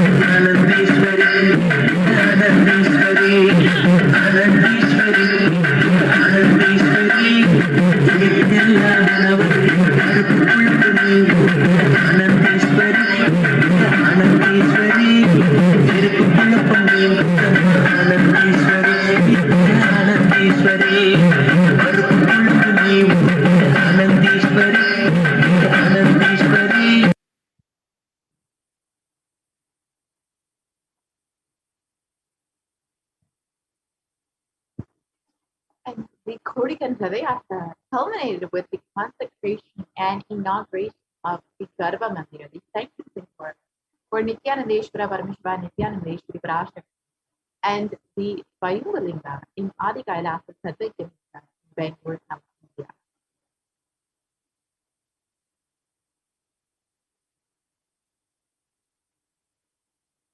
And these deities were energized as Archavatars, who radiate the energy of Paramashiva and Parashakti to create Adi Kailasa Sadvikam as a ship to save humanity from this upcoming Pralaya and to bring them into the new age, the Satyuga.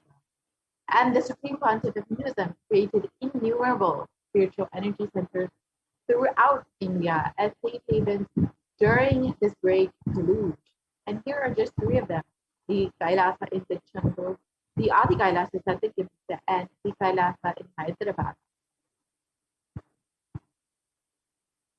And in 2008, the Avatar created and energized the Nithyananda Vaidya River with the Anandalingam, which would protect anyone who bathed in its waters from deadly COVID-19. Let us watch a short clip of Supreme Pontiff of Hinduism performing Abhishek for the Anandalingam.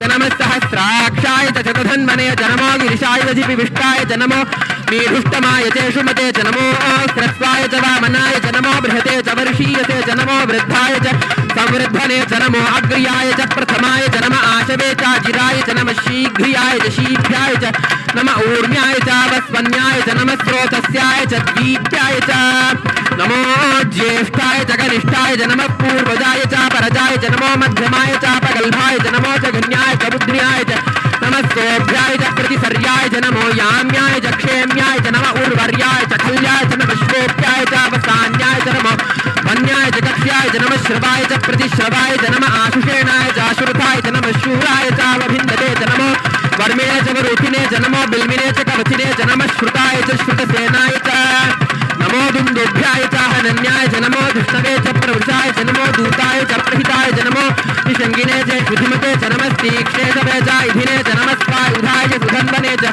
नमस्कृत्याय च पथ्याय च नमः काट्याय च नीप्याय च नमः सूप्याय च सरस्याय च नमो नाद्याय च वैशन्ताय च नमः कूप्याय च भट्याय च नमो वर्ष्याय च वर्ष्याय च नमो मेघ्याय च विद्युत्याय च नमः ईर्ध्याय च तप्याय च नमो वात्याय च रेश्म्याय च नमो वास्तव्याय च वास्तुपाय च ओम नमः सोमाय च रुद्राय च नमस्ताम्राय च अरुणाय च नमः शंगाय च वशुपतये च नमः उग्राय च भीमाय च नमो अग्रे वधाय च दूरे वधाय च नमो हन्त्रे च हनीयसे च नमो वृक्षेभ्यो हरिकेशेभ्यो नमस्ताराय नमः शम्भवे च मयोभवे च नमः शंकराय च मयस्कराय च नमः शिवाय च शिवतराय च नमस्तीर्थ्याय च कूल्याय च नमः पार्याय च वार्याय च नमः प्रतरणाय चोत्तरणाय च नमः आतार्याय च लाद्याय च नमः षष्ट्याय च फेन्याय च नमस्तिकत्याय च प्रवाह्याय च नमः ईरण्याय च प्रपथ्याय च नमः किगंशिलाय च क्षयणाय च नमः कपर्दिने च पुनस्तये च नमो गोष्ठ्याय च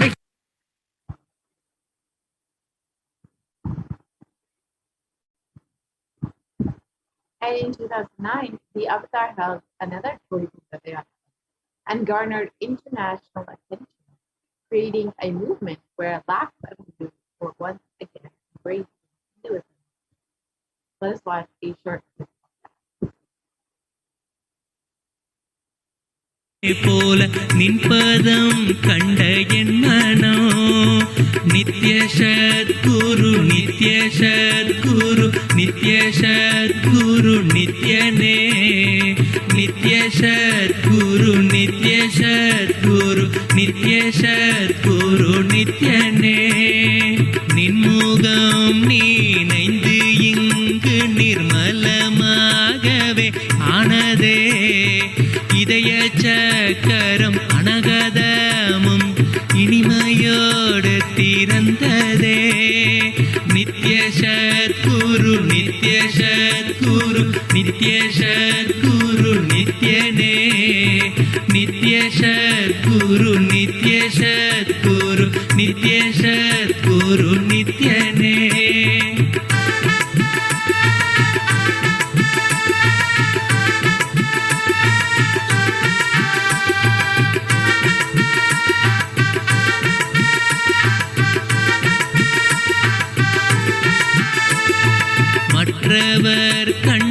கரைகள் எல்லாம் கழன்று விசுத்தி அதுவும் அசுத்தியாய் பொறாமையோடிங்கு ஏக்கத்தோடப்பா புண்ணியம் எல்லாம் போனதே எரிந்த வயிறும் ஏக்கமும் சேர்த்து விசுத்தி அசுத்தியானதே விசுத்தியை தீர்க்க விமலனின் பதம் விரிந்து இங்கு வரவேணுமே நித்ய சத்குரு நித்ய சத்குரு நித்ய சத்குரு நித்யனே நித்ய சத்குரு நித்ய சத்குரு நித்ய சத்குரு நித்யனே ஆமை பூகுந்த எண்ணகந்தினை பொறாமை பூகாது காக்கவே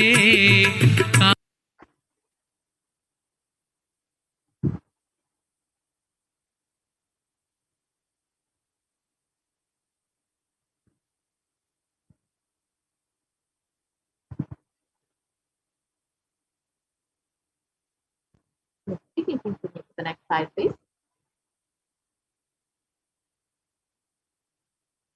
Wherever the avatar's feet have graced the planet Earth, there the seeds of super consciousness have been sown.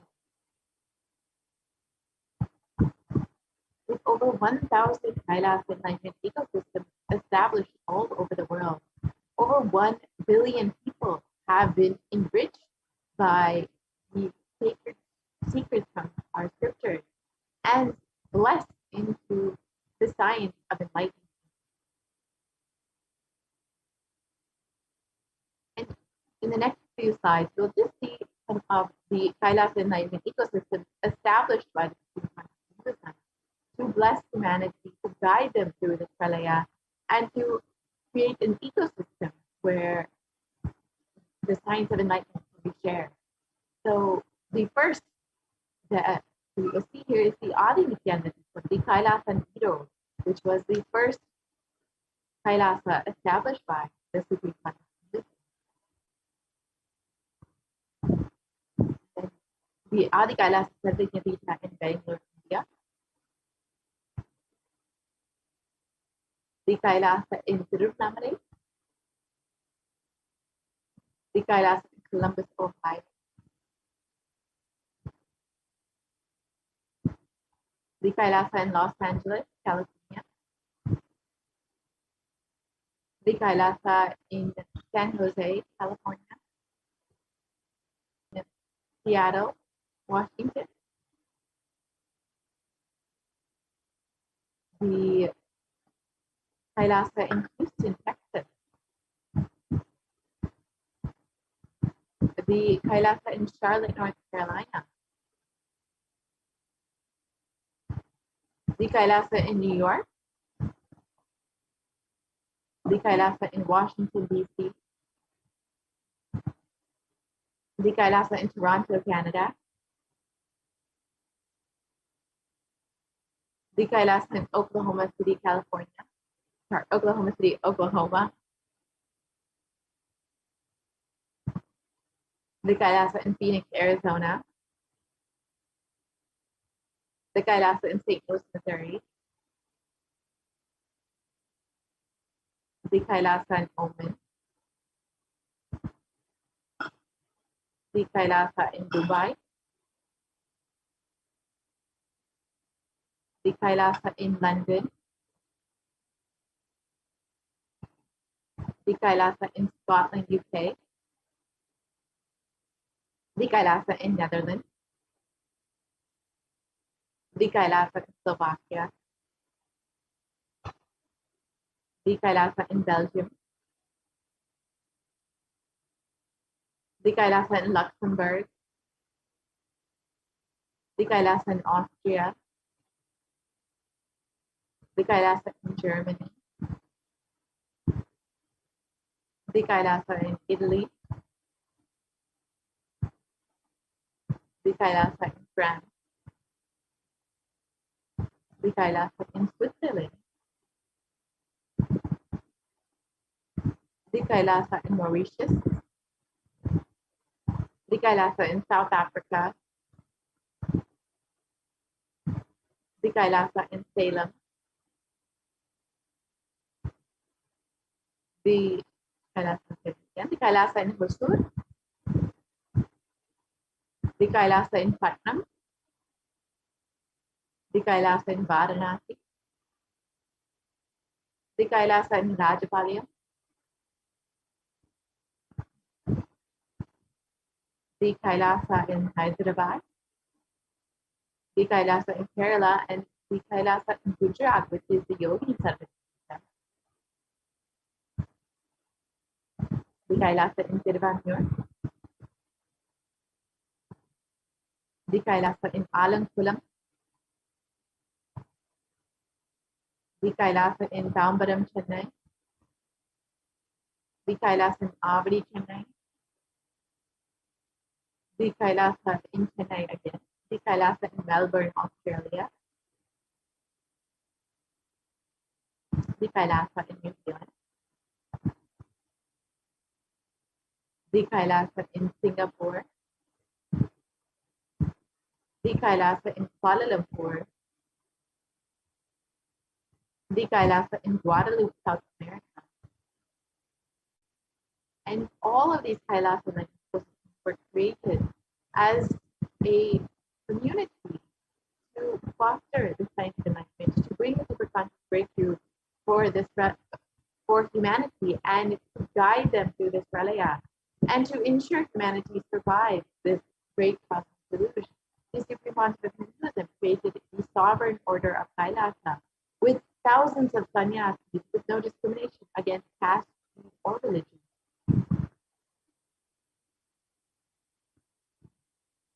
And the Supreme Pontiff of Hinduism initiated thousands in Nithyananda spiritual healing who are actively healing millions all over the world. And over 2,500 satsang centers and Vadika mandirs have been established and operate as de facto entities of Kailasa. And the avatar has inspired millions to reclaim their Hindu-centric freedom. And thousands of Padayatras have been conducted by the Hindu diaspora worldwide, honoring the hard work of the Supreme Pontiff of Hinduism and the revival of Kailasa, and each one silently being prepared for what was to come to the future. And in 2017, devotees in Malaysia planned a Padayatra and executed it successfully with thousands participating and the dying Hindu population being reinvigorated in Malaysia. And for every major festival, devotees from all over the world have conducted Padayatras out of their sincere devotion and love for the avatar. In over the past 26 years, the Supreme Pontiff of Hinduism has contributed immensely to humanity through various programs and has offered 1 billion free organic nutritious meals and continues to do so, and has enriched and reached over 1 billion people worldwide in 347 cities, 196 countries across 6 continents. And the Supreme Pontiff of Hinduism has established the world's largest Hindu university in US, Canada, Slovakia, Switzerland, and France.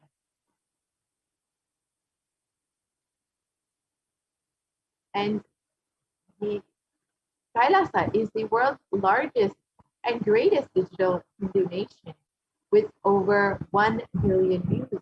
You can connect with us on our various platforms on social media, including Twitter, Instagram, Facebook, YouTube, WhatsApp, and many more.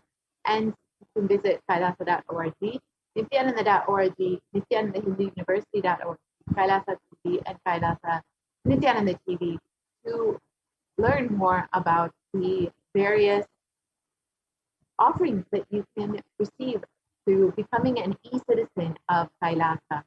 And you can, of course, also connect with us on your phone through the Enlightened app, where you can literally have enlightenment on your phone, have Swamiji continuously with you.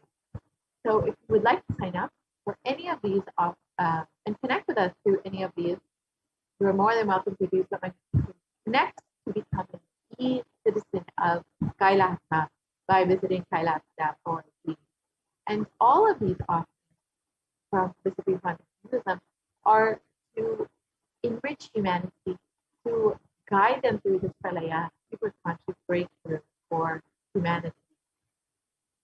So if you would like, you can sign up today and avail all of the benefits of becoming an e-citizen of Kailasa. So with this, we will conclude this segment of the program and move into the next segment of the program, which is the offering segment, where you can learn some of the various offerings that you can make to Devi Parashakti. Devi has been continuously blessing us, continuously guiding us, literally holding our hand as our mother through this pandemic, through this pralaya, to ensure that we, and if you are just overflowing with gratitude and love for your cosmic mother, you are welcome to stay tuned to the next segment and see how you can offer your love to Devi through the various offerings. So we will be right back after a very quick break and enter into the offering.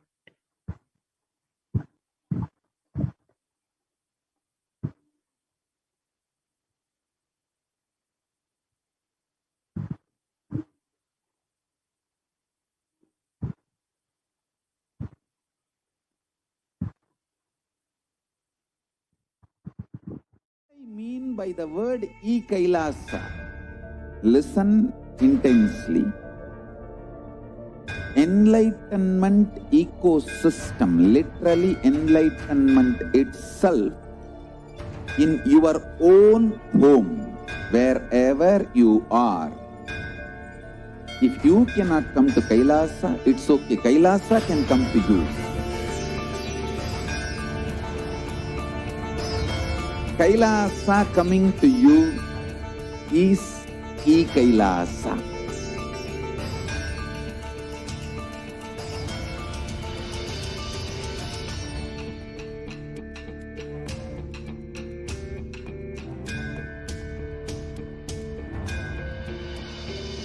I will revive Hinduism.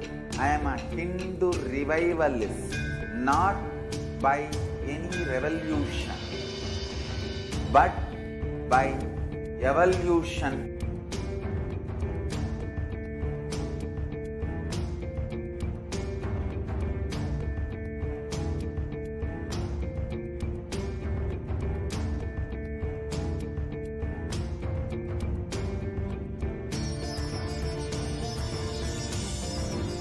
And setting model communities.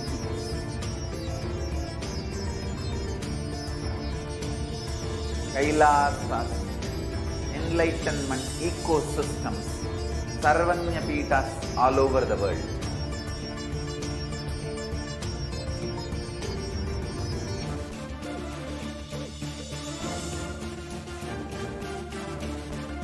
All powerful cognition, knowledge.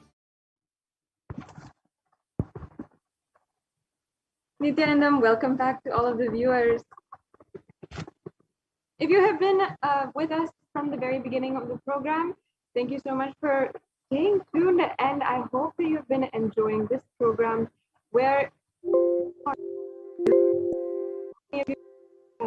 to the divine cosmic being, Devi Parashakti. I wish and I hope that each and every one of you are enjoying this experience. And if you have any comments, questions, suggestions, you can always comment down in the comment section in any of the social media platforms that you are tuning in from. And I also would like to share with all of the viewers, if you haven't already, there will be a live special darshan, Bhava Samadhi darshan of Devi Parashakti at 6 a.m. Indian Standard Time on the 20th of August, and that's just not too far away. And I'm so eagerly awaiting the divine darshan of Devi Parashakti. If you have been joining in for the last few weeks during the month of Adivelli, it's been an absolute exquisite spiritual feast, the darshans that each and every week the Supreme Pontiff of Hinduism is praising as Devi Parashakti in her divine forms. It has just been, I can say, a feast, absolutely fulfilling, not just for the hunger of the stomach, but the hunger of our soul itself, our consciousness itself. And on this auspicious occasion of Varalakshmi Vratam, every year, this is the time that we celebrate the Varalakshmi Vratam. We celebrate Devi Parashakti in the form of Lakshmi in all of her various different forms, giving in abundance. That is of Lakshmi. And this is a perfect time for you to make an offering to Devi Parashakti. Once again, I'd like to reiterate to all of the viewers that there's so much in our lives that Devi Parashakti has given, and especially for us Kailashians, Devi Parashakti has manifested for the last over 5 months on just continuously giving us, attending to us, taking care. No matter where we are in the world, no matter if we are joining in from Kailasa's de facto spiritual embassies, or if we are joining in on our own, just connecting through social media, if we are connecting, Devi Parashakti has made herself available, manifesting through the Supreme Pontiff of Hinduism, answering our questions and giving us and granting us our boons, revealing the past, present, and future, guiding us through these extremely intense and strenuous times. And especially for us Kailashians, we know, at least we know, and if I'm talking to any of you Kailashians out there, we know that Devi Parashakti has literally made us feel as if we are inside, we are in the calm of the storm. While so much is going on outside, social upheaval, a global pandemic, lockdown in all fronts, we are safely sitting inside attending Paramashivoham program or attending the Kailasa courtyard sessions. If any of you are tuning in right now and joining us, this is the time that we can offer our gratitude for being a part, for Devi Parashakti manifesting our lives, making herself available and helping us. These offerings are a divine gift of pure love, devotion, and oneness. And these might be extremely foreign to you, these concepts. Pure love might be something that you don't believe in, devotion, something you never experienced, and oneness, you can't even relate to it.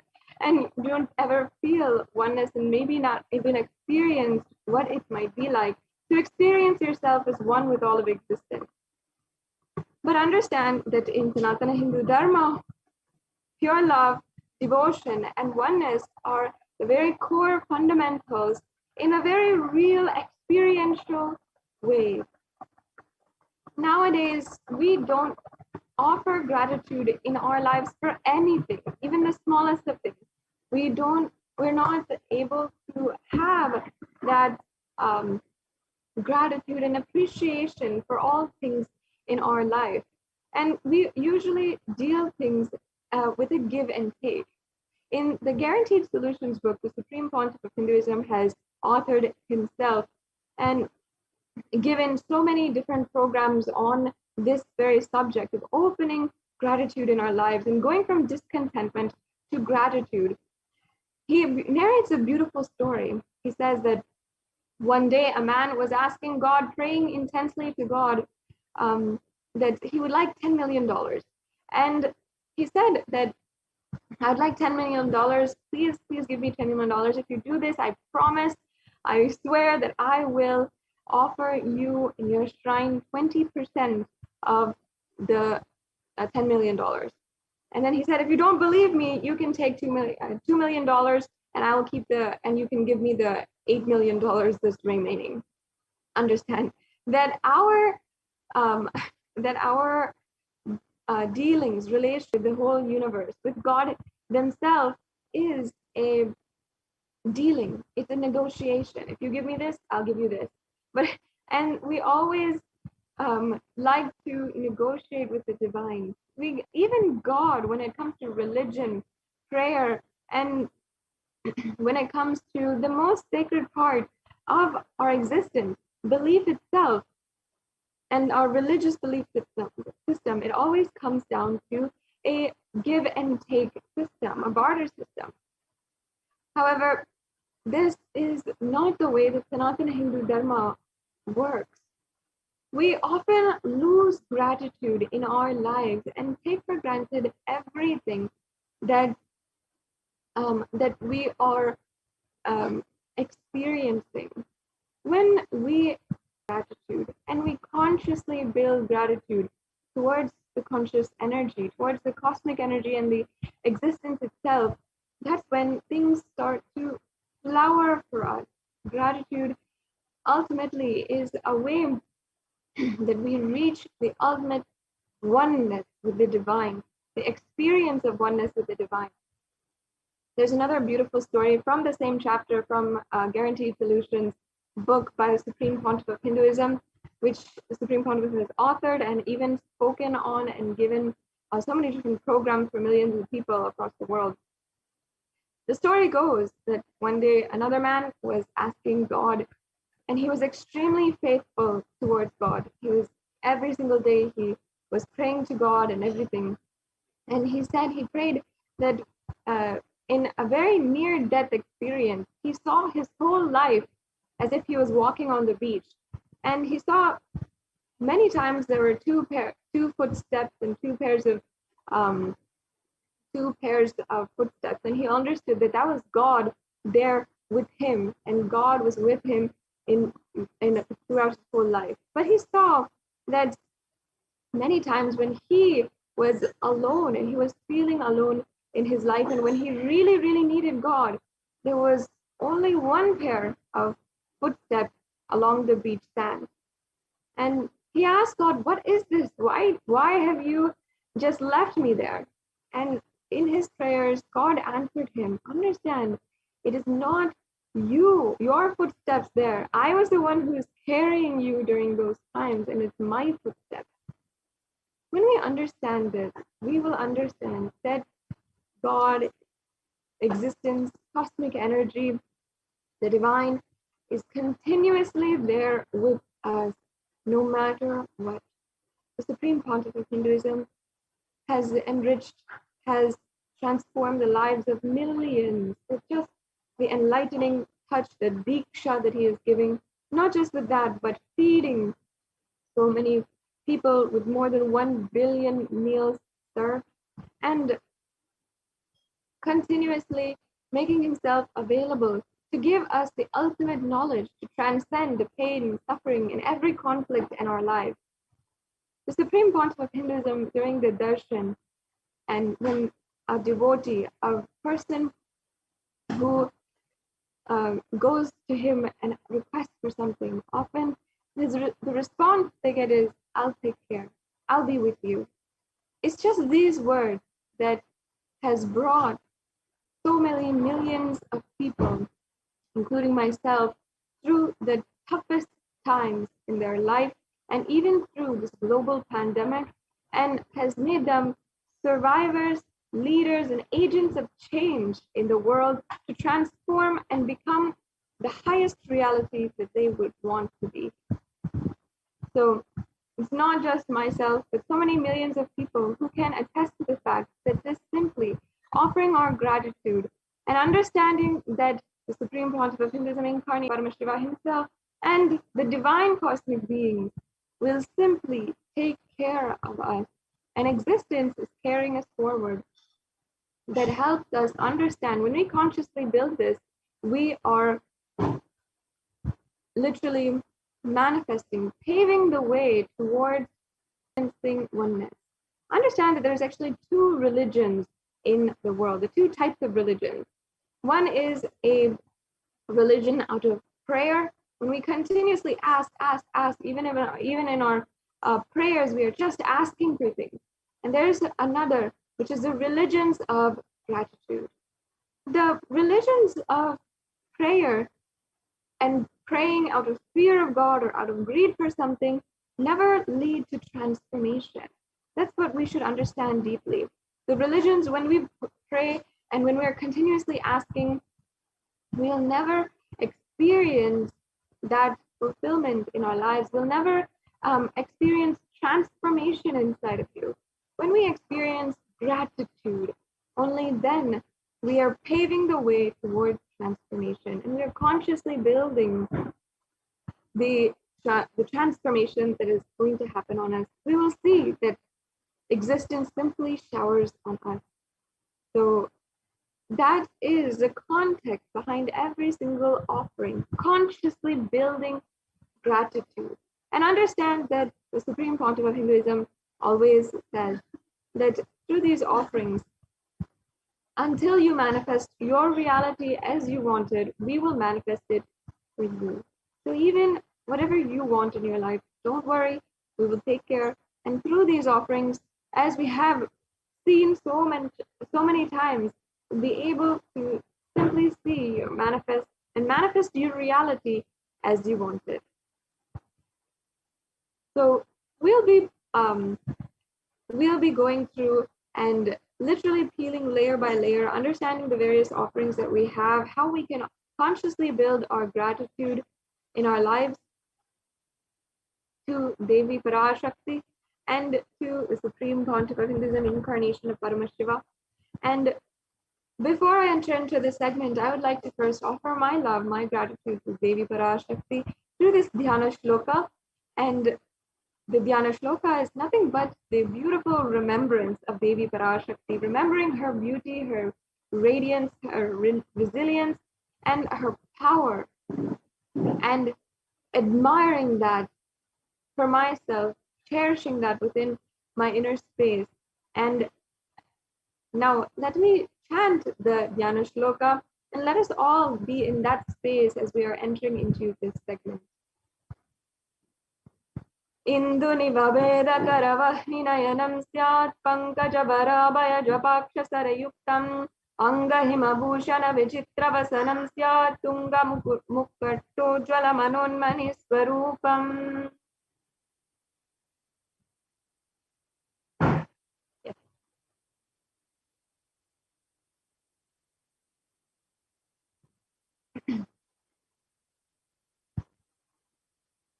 And the English translation now be chanting.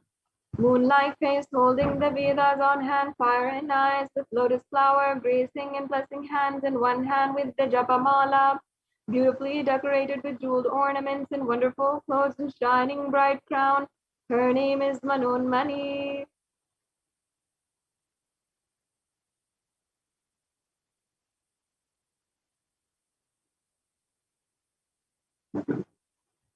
ध्याये देवीं त्रिनेत्रां शशिनिभवदनां वेदहस्तां ददानां सव्ये पद्मं वरदमपरे चाभयं चाक्षमालां दिव्यैराभरणैर्विभूषिततनुं ब्रह्मादिविपूजितां देवीमेव मनोन्मनीं प्रतिदिनं कामत्रदात्रीं शुभाम्.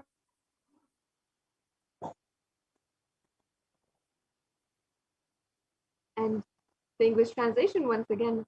I meditate on Devi with three eyes glowing like the moon and holding the Vedas, lotus and gracing with blessing and gracing hands. She is wearing beautiful ornaments and she is worshipped by Brahma and other many gods and showers auspicious boons for all actions every day.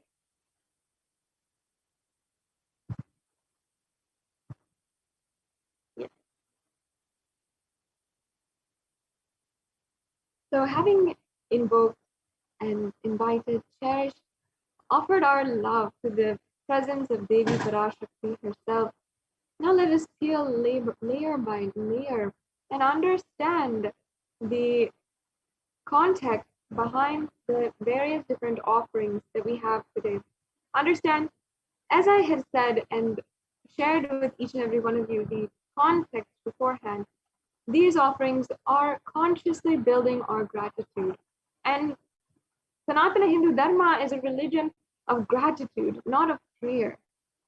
And when we only consciously build our gratitude, do we have that as a jumping board into the experience of oneness with the entire existence. So now, here we have the significance of the divine element gold. Gold has a lot of economic and social value nowadays. And of course, not nowadays, but of course, since time immemorial, since we itself know for all human civilization, gold is a very valuable item. And it's an element not just of economic and social value, but sacred value, a sacred sentiment behind it. And it has so much of sacred properties behind as well. It's not just something that is a lot of money, or it's not just something that can place value in your relationships when you give it as a gift, but it has sacred value. Understand that gold is a divine element. It purifies anything that it touches, and it's an element of spiritual significance and great spiritual power. It infuses sattva energy inside of anyone who touches it, even anyone who wears it, or anyone who sees it, or anyone who operates in its vicinity. And that is why gold is present in all the scriptures, the Agamas, the Vedas, the Shrutis, Smritis, Itihasas. It's a very, very fine alchemy product, which can be literally implemented as a superconductor for super consciousness. In Hindu scriptures, the gold is offered in the rituals. It has so much of significance. And in the Hindu civilization, everything was built in gold and exchanged in gold. When one was to be saved from life-threatening diseases, gold was offered as a ritual fee. And kingdoms were built with huge doors of gold. The streets would have huge columns of gold. Imagine the city of gold that we have always, from the very young age, dreamt about, is actually sourced from the Vedic scriptures and from Vedic civilization itself. In fact, we know for a fact that even all of the conquests upon the in India from the very beginning of the colonial times, and even in the times when there was no flight, no cars, and people were going about exploring the world on ships, India and the Hindu civilization was known for its riches and its just a city of gold. And that is why people were attracted there in the first place. Just because it was just a city upon city of riches, it was a whole civilization that they had so much. And that is because we knew that gold is a supreme element. And for literally understanding this sacred context, and literally where we understand and see all divine beings, all existence itself as divine itself, gold is the only way that we can literally show to the world and literally experience that exuberance, that rich energy, because it preserves the enlightenment energy forever. And you'll see that many of these offerings today that you can make to Devi Parashakti on this very auspicious occasion that's coming up of Varalakshmi Vratam, many of these offerings are in gold. So you will, even on this day, it's very popular and very accustomed, I can say, a tradition where we can offer the gold coin as a gold coin to Lakshmi and do the Sahasranamam and do the japa of Lakshmi's name, because then Lakshmi simply pours. When we offer that out of our gratitude with whatever we have, and we offer, literally Lakshmi simply pours and helps us manifest that ultimate abundance in our life. It's a very special occasion for you to be offering, not just today night, but also tomorrow morning during the Bhava Samadhi darshan of Devi Parashakti.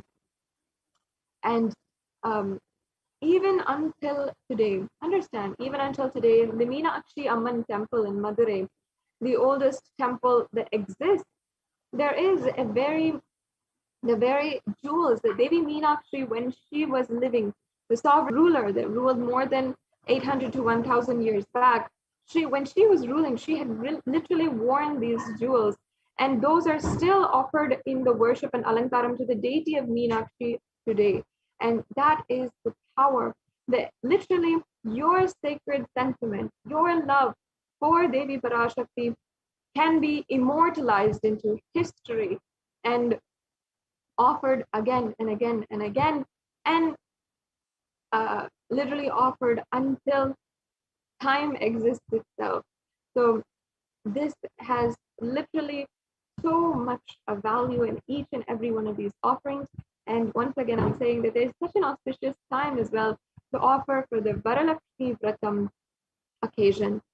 So let's now enter into all the different offerings that we have today. We have the E-Hundi offering first.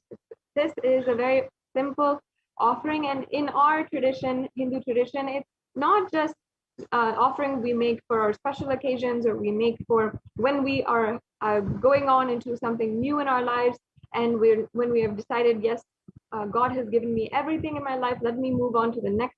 That's not the only time that we offer, but every single day we offer out of our gratitude for giving us the energy to move to the next day, to see the whole life with newfound inspiration and so much of energy. We offer this E-Hundi offering.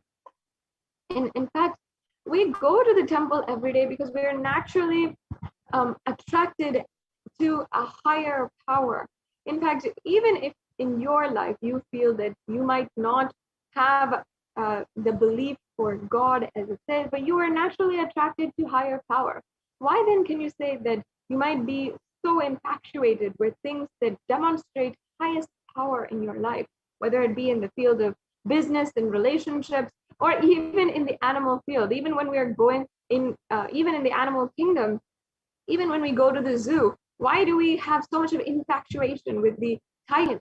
Because they demonstrate power. And somehow we are reassured inside of us when we see the higher power in our life. In Hindu civilization, we understood that, we knew that the existence of divine energy literally gives us that reassurance. And for just that giving us that reassurance, yes, I know the existential energy is there, it's taking care of us continuously, we offer out of gratitude. That is the significance of the Kundi offering. And every day, even I remember every day when going to the temple, even if my whole family was a part of the temple and we were so involved in the temple, simply we will offer a few coins, $1, how much ever we want into the hundi. My mother would give me a few coins and I will simply just offer, put it in the hundi. And it was not out of a prayer or anything like that, but just simply because we'd like to offer, and Devi Parashakti has made herself available for each and every one of us. So that experience, to complete the experience of the temple for you, we have brought that to the digital platforms, and you can offer it through the e-hundi. So this is once again a general donation that you can make. A general donation that you can make either out of on the YouTube super chat is one option, where you can, if you are joining in from YouTube and you know it's a super chat option, or you can go through the payment links and the payment gateways in order to make an offering through the e-hundi. And of course, here we have the verse from the scriptures, where it shows us how Devi Parashakti is the acceptor of all devotion. Bhakti Priya, Bhakti Gamya, Bhakti Vashya Bhayapaha, Shambhavi Sharadaradhya, Sharvani Sharmadayini. Devi is fond of true devotion and is realized through true devotion. She can be won over through true devotion, and she removes all fears.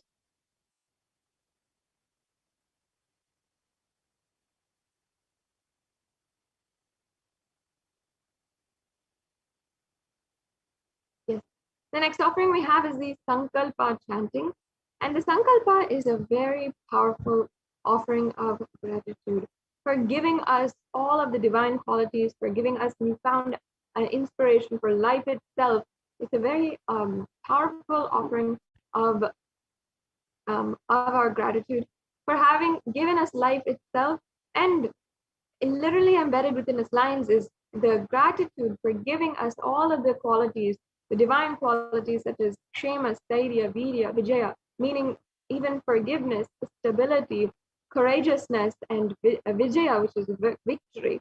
So it has so many different blessings inside of it. And we are just simply offering our gratitude to the divine for this. Now, let me just chant this pramana that we have and explain it, which gives us further more understanding, clarity, and beautiful context towards the towards this offering. Tayetam mohate vishvam shaiva vishuyate saya chitta vijanam Pushtarudim Prayachati. The goddess enchants this universe and she herself gives birth to this universe. That goddess, being prayed without interest in anything, gives the knowledge that leads to salvation and gives wealth in the materialistic sense. This is from the Devi Mahatmyam, chapter 12, verse 34. And literally it's saying the goddess enchants this whole universe. It's such a beautiful way. I love that word enchant because it literally shows us that Devi Parashakti is in every single atom, in every single layer of this whole existence, the physical, the psychological, the mental, the emotional, and even down to our very consciousness level. She enchants this whole universe. Such a beautiful way to see it. And we are just offering our gratitude for Devi Parashakti for literally giving birth to this whole universe through this Sankalpa offering. You can make this offering today just for $1 as well. Now we have the next offering, which is the Sahasranama Varna Kastu. And Devi Parashakti is referred as Nama Parayana Prita, or she who likes the repetition of her various names in the Lalita Sahasranama, verse 731. And this is the offering of the 1008 names of Devi Parashakti. It's a very special and unique archana which is offered to the Mahameru of Devi Parashakti, and especially during this time of Varalakshmi Vratam, it is a custom and tradition that we offer the Varalakshmi Vratam, the Puja, Varalakshmi Puja, and we offer even the gold to Devi Parashakti. And here, this offering is the gold coin inscribed with each of the 1008 names of Devi Parashakti. And this is offering of gratitude of all of the divine qualities in that we might have. For example, you might feel you have so many divine or even qualities such as being able to love, being able to have intelligence. All of these are the qualities that we are that have happened in our life, and for some reason we might even take these for granted. There's another beautiful story from the Guaranteed Solutions book, from the chapter on the discontentment to gratitude. Once again, the Supreme Pontiff of Hinduism narrated a story where once a geography teacher had been telling her class what are all the different 7 wonders of the world, and they started to name off the Great Wall of China, the pyramids of Egypt, and they also named off the Taj Mahal and so many other 7 wonders of the world. And one girl who was sitting in the back of the classroom was sitting very quietly, and she didn't understand what was going on. And the teacher asked her, "What's going on? Why are you not participating?" And she said, "How can there be only 7 wonders of the world? I have so many different wonders I can list off. I can see, I can hear, I can experience my life. I can love, I can laugh. All of these are the wonders for me." And that then immediately there was a penetrating silence in the whole classroom. The teacher herself was in awe that a small child can understand so much about our life and how much we take for granted.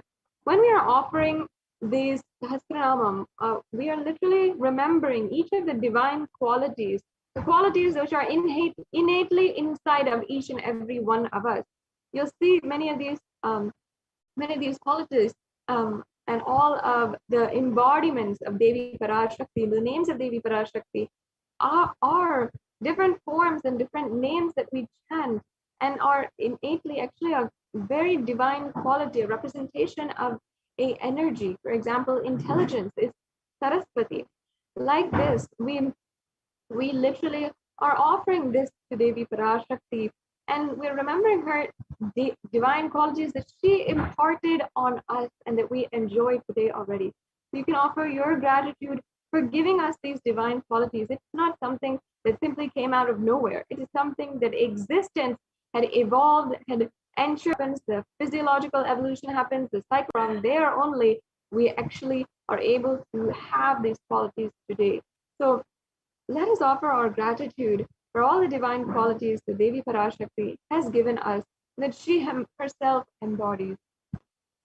And you can offer this Sahasranama Swarnaka. So once again, this offering is very auspicious during the Varalakshmi Vratam and can bring so much more auspiciousness in your life just if we offer our gratitude. You'll see how Devi herself showers on us.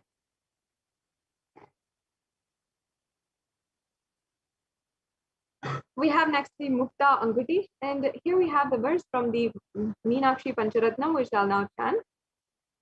Muktaharanala Kiritaruchiram Purnendu Vaktra Prabham Chinjannu Puri Kinkini Manidaram Padma Prabhavasuram Sarvabhita Palapradam Girisutam Vani Rama Sevitam Meenakshim Pranatosmi Santatamaham Karunyavaram Nidim. And the English translation says, I bow down to the goddess Meenakshi, whose crown has garlands of pearls and face shining like the full moon. She wears anklets that are studded with gemstones and has small bells. She is shining like the splendor of a lotus, who grants all wishes, the daughter of the cosmos, and who is worshipped by goddess Vani and Rama. I remain ever bowing to the goddess Meenakshi, the ocean of compassion. Yes. Devi Meenakshi is the embodiment of compassion. Always, just to remember, Devi Meenakshi is something that brings so much of joy. And Devi Meenakshi actually is the embodiment of compassion.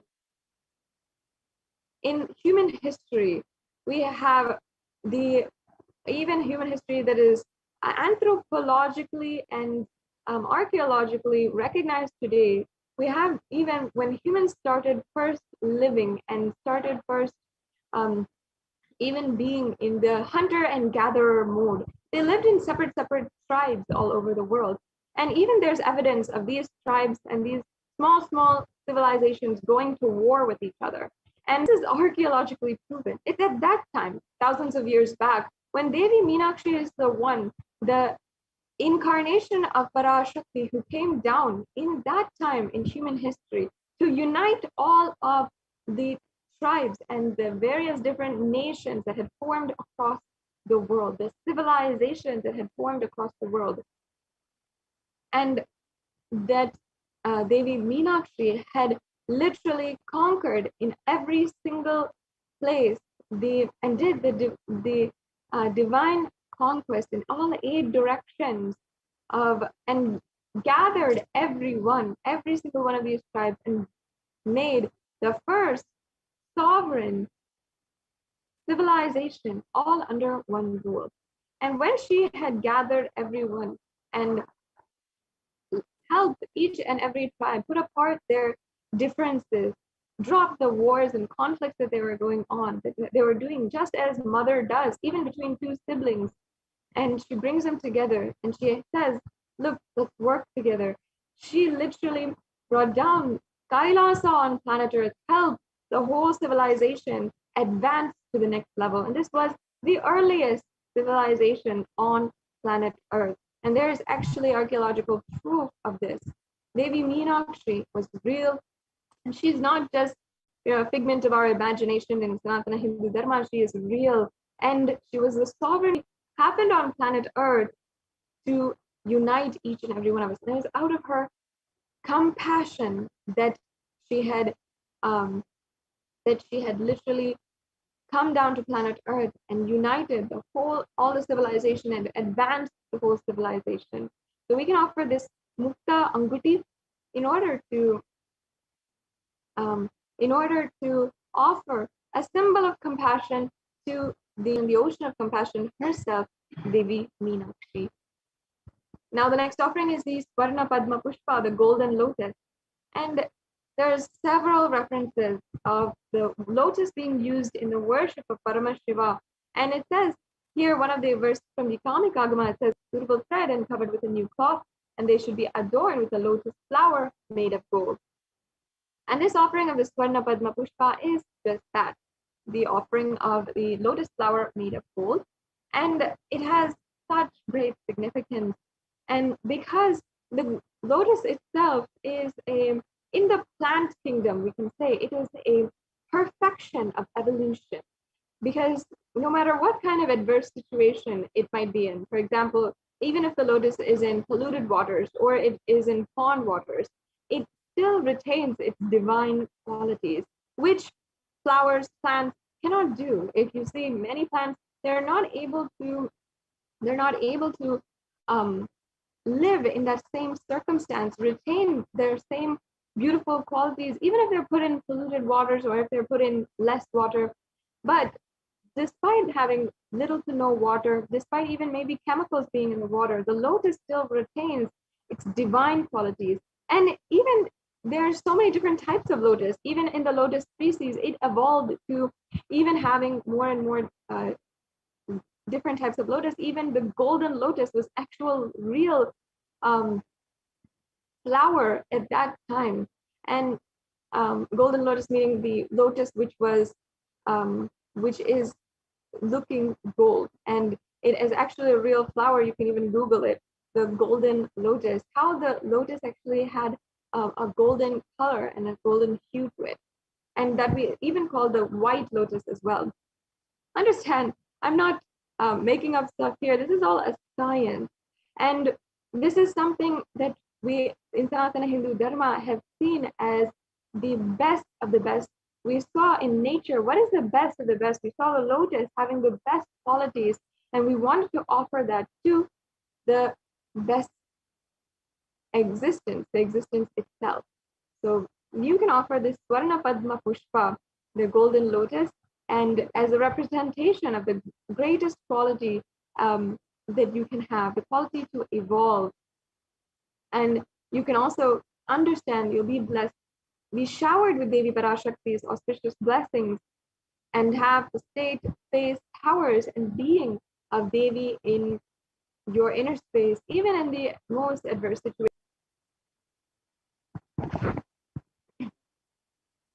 The next offering is the Swarnameti, the golden toe ring, and then jewelry, which you can offer to Devi Parashakti. And as I said, these offerings of golden jewelry, the offering of gold has so much of significance, and it's literally immortalizing your love to Devi Parashakti for thousands and thousands of years. And there's a beautiful verse from the Saundarya Lahari composed by Adi Shankaracharya, where he literally sings the glory and the greatness of Devi Parashakti, and Devi Parashakti herself.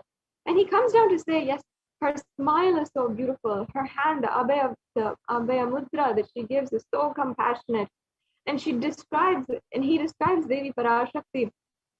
Even he says that her very toenails leave aside everything else in the Devi Parashakti, the greatness of Devi Parashakti. But even her very toenails, the last inch of her body, is so beautiful, and it has the power to literally remove the darkness, remove ignorance from your life, and to remove from the minds of devotees the ignorance and the pain and the suffering. Understand that this reflects the concept, the cognition that we have of all of existence itself. Even the last inch, the last beings that you think about, the stones, the rocks, even that we worship, we invoke, we see as God itself. So understand the greatness here, the greatest beauty of Devi Parashakti that Adi Shankaracharya had described, and how we are literally offering gold, offering and adorning the embodiment of Devi Parashakti with a toe ring. And nowadays, it's become a fashion statement to wear toe rings and that kind of thing.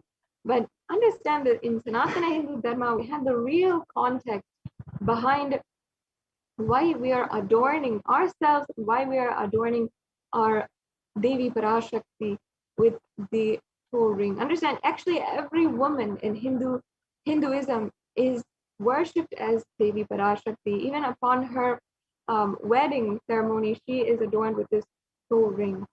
And in Sanatana Hindu Dharma, we offer our gratitude to Devi Parashakti for embodying these great divine qualities, and we offer the gold soaring wealth. So you can make this offering also, and you can go to tiny.cc/devi-offerings if you'd like to go ahead and make these offerings, any one of these offerings as well. The next offering we have is the Swarna Mantika, another beautiful offering. See, when we offer our gratitude to Devi Parashakti, only then will we feel that we would like to serve. We'll feel, yes, you've given me so much. Let me do at least any small thing to serve you, to and ultimately just simply give your love. The love which you have poured on me, it'll just go back and it becomes a cycle of love. And any of the gold jewelries that we are offering to Devi Parashakti is simply an adoration of Devi Parashakti. And we adorn Devi Parashakti with all of the love that we have for her, which ultimately she herself gave for us. And that is the cycle of gratitude that in Hindu civilization had actually created such an advanced civilization. So here we have the golden hairline jewelry, beautiful representation once again. The Mantika represents the nectar flowing from the Sahasrara chakra, which is fully open. And the Sahasrara chakra, if you don't know, is the chakra of the crown center. So at the very top of your head, and that is actually represented by the 1,000-petaled lotus. So there you have another reference for lotus. And the 1,000-petaled lotus, when it blooms and you experience the bliss of gratitude in your life, that is represented by the Mantika. And Devi Parashakti is the very one who was initiated by Paramashiva. Her Sahasrara chakra opened, and we represent that the nectar overflowing from Devi Parashakti and her open Sahasrara chakra with the Mantika. So now we have the verse here, and it also says that Devi Parashakti is the Shuddha Sarabhi Varshani, she who makes that beautiful nectaral experience of bliss happen in us and makes the nectar flow from all of our nerves. The very pleasant experience of the ultimate. Such a beautiful verse. Yes. Now, next we have the next offering here. And I'm going to be going through the next offerings very quickly because we already are in time for the next segment here today. And we have the Pratyakshapada Puja next. And in this Pratyakshapada Puja is an offering to the Supreme Pontiff of Hinduism, the Jagat Guru, the Guru for the whole universe, who has literally come down in order to take us through this pralaya, help us sail through this cosmic deluge. And whether it is Adi Shankaracharya who composed the Sri Guru Paduka Stotram, and he sung the greatness, the glories of the Guru Paduka, which literally, as he says, is the boat that takes us through and helps us through the Ananta Samsara Samudra, the endless ocean of samsara, pain and suffering. And Sri Satya Sai Baba, who as another incarnation of Paramashiva, who sung the greatness and the glory of Guru in the first lines he ever uttered after his incarnationhood, where he says, Manasa Bhajare Guru Charanam. And he said, literally, that means my heart, my whole being, my whole Manasa sings Bhajare, the glory of the Guru Charana, the Guru's Padukas or the Guru's feet. And even if it is of course, the Supreme Pontiff of Hinduism himself, who has narrated, has initiated so many millions of people into the very Guru Tattva itself and the Guru-disciple relationship, where he himself is manifesting as Arunagiri Yogeshwara and helping each and every one of us manifest enlightenment itself. So in all of these ways, the Guru Paduka and the Guru is such a beautiful way in our lives to attain enlightenment. And not only that, they have already given us so much. So offering of the Guru Paduka Pratyakshapada Puja is one of the best ways you can offer your gratitude. We also have the Vastra Seva as well.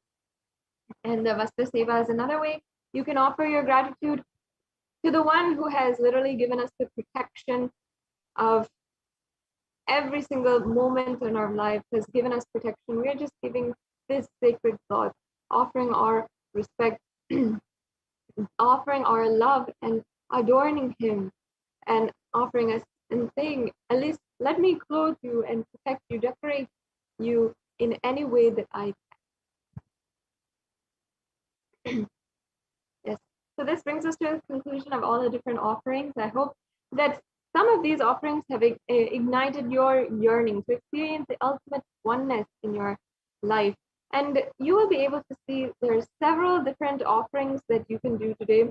And that there are several different levels of the offerings. You don't have to feel any impossibility. That's another beautiful thing. Understand again that the Sanatana Hindu Dharma is not a religion of prayer, it's a religion of gratitude. And gratitude can only help us pave our way towards enlightenment, an experience of oneness itself. Seems to be there's technical glitches. I think we can stop this screen share and restart if it need be. And you can ensure that you are offering your gratitude, consciously building the oneness experience inside of you.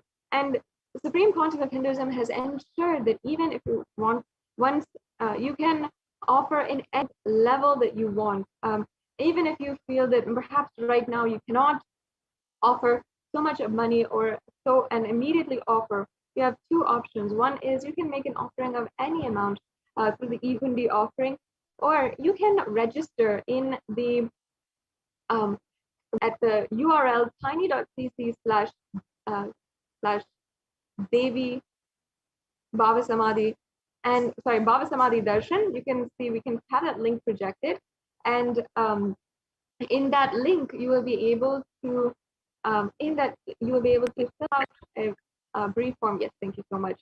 You can see the link now. Thank you for showing that. It's tiny.cc/Bhava Samadhi. And sorry for the technical glitch. And in this link, you can make sure that you are getting to know all the different offerings that you can make. And yes, thank you. You can see how you can make the payment today. So once you go to the link tiny.cc/Devi-offering, you'll be led to a page where you can select the offering. You can add that to your cart and then proceed for checkout. So yes, okay, this is the gateway. And this is where you can select the payment that you'd like to make. Sorry, select the offering that you'd like to make, and then you can add that to your cart, and you can proceed with the next step. So as you can see, as all of us are going online nowadays with even our shopping and everything, now Kailasa has brought to you making an offering through the digital platforms. So in this few short steps, you can simply make an offering, and it can be a very easy experience for you in just a couple of clicks. And you can also make an offering through the YouTube super chat. If you're joining us from YouTube, which I know that many of you are, I see the comments and the interaction. And you can always make a donation through the YouTube super chat, which YouTube has very coolly given us a way to make a donation and make an offering that you want as well. And as well, if you want to know of the future offerings, I invite you once again to go to the link. Oh, here we have the YouTube super chat. And first of all, I invite all of the viewers, if you are joining with us from YouTube and you're not already, please join on our channel. You can become a member of this channel, and that gives you access to more than 7,000 videos and more than 20,000 hours of the various different solutions for your life brought to you, revived by the Supreme Pontiff of Hinduism.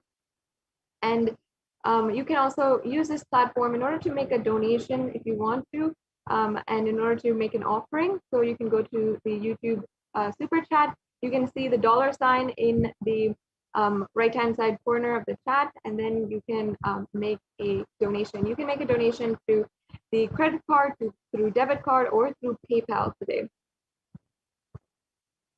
So, yes, I see so many of you are watching, and many of you have made donations. Thank you so much for your offerings and your donations towards Kailash. It's always so amazing, and being able to interact and see each and every one of you commenting and making excited comments.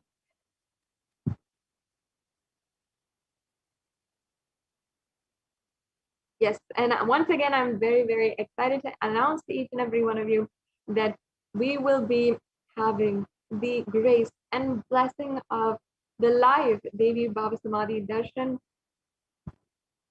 on the occasion of Varalakshmi Vratam. So in a few hours, we're entering into that auspicious time, and I can feel it literally in my whole being, the auspicious time that is fastly approaching us.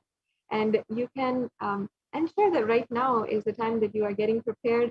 You are staying tuned, especially to the programs. Make sure that you are liking and connecting with each and every one of us, every one of the social media platforms where Supreme Pontiff of Hinduism has made himself available, so that you can get connected to all of the different notifications, and make sure you don't miss out on any of the announcements that are coming forward. So now we'll be moving on to the next segment of today's program, where Devi Parashakti has literally manifested in so many different ways, has guided each and every one of us in every single step possible, and even through the form of the Supreme Pontiff of Hinduism, taking care and ensuring that even during the pandemic, the ongoing pandemic that is going on, that each and every Kailasa that Supreme Pontiff of Hinduism has established is opened up as a multi-quarantine center. And we have joining with us a representative from the Adi Kailasa Sarvagnya Peetham, one of our most senior sannyasis, who has literally been hard and been contributing and been in the very ground level, working continuously in order to bring and open up this very beautiful opportunity and saving the lives of millions of people that the Supreme Pontiff of Hinduism has literally and has been on the ground and ensuring that is happening and being executed, and saving the lives of millions of people. So we'll now be entering into the next segment of today's program by Ma Dayami Swami. It's always so nice and so amazing to me, at least, to be able to introduce Ma Dayami Swami to all the viewers and share the next segment in today's program. So we'll now be entering into the next segment, and we will understand how the Parashakti has manifested and has literally been taking care of millions of people through the hard work of the Kailasa quarantine centers and Kailasa COVID care centers that the Supreme Pontiff has opened up. Thank you, Ma Sadashivapriya. Nithyanandam, everyone. Welcome back to this segment of this revival. In this segment, we are going to see the revival of the temple sciences and ecosystem by the Supreme Pontiff of Hinduism. With the blessings of the Supreme Pontiff of Hinduism, Jagat Guru Mahasannidhanam, His Divine Holiness Bhagwan Nithyananda Paramashivan's blessings, let's start with the Sadguru Vandanam. Nithyanandam Paramasugadam Kevalam Jnanamurtim Dvandvatitam Gagana Sadrusham Tattvamasya Dilaksham Ekam Nityam Vimalamachalam Sarvadi Sakshi Bhutam Bhavatitam Triguna Rahitam Sadgurum Tam Namami.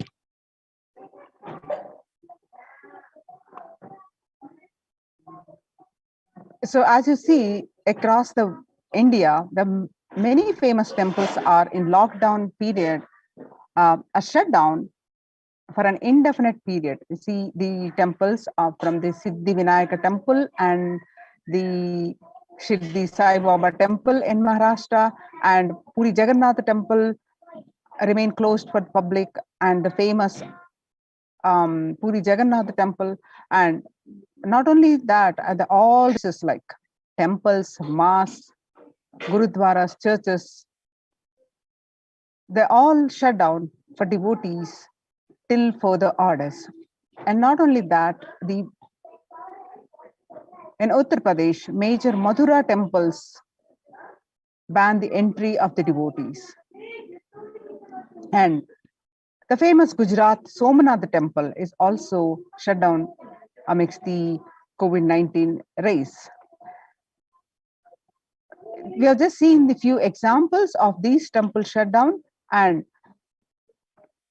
during this time, when the COVID-19 is rampant and the ancient temples are in a lockdown because of the risk of the widespread corona disease, the devotees of these temples were visiting and having darshan of their gods and goddesses for thousands of years. Yet all these ancient sacred sentiments have come to a harming halt after the lockdowns have taken place. The religious fervor of the devotees is being lost due to the pandemic. The Supreme Pontiff of Hinduism is reviving the e-Kailasa ecosystem and bringing all the ancient traditions of the online platforms on Kailasa TV, YouTube, and Facebook. So we will understand more about why temples and why deity worship, and what is the temple structure and how the temples radiate the energy, and how it is relevant, very important aspect of our life to have these temple-based ecosystems.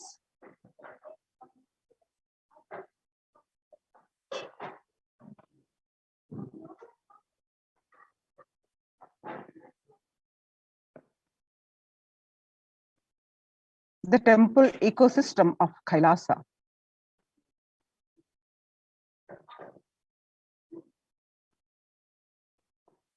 The Supreme Pontiff of Hinduism says, reviving the enlightened civilization is the vision of Kailasa, the purpose of my advent. Paramashiva assuming this body and manifesting. Kailasa is basically an enlightened civilization where everything happens based on the ultimate cosmic principle and ultimate possibilities and powerfulness. You want to know about the universe?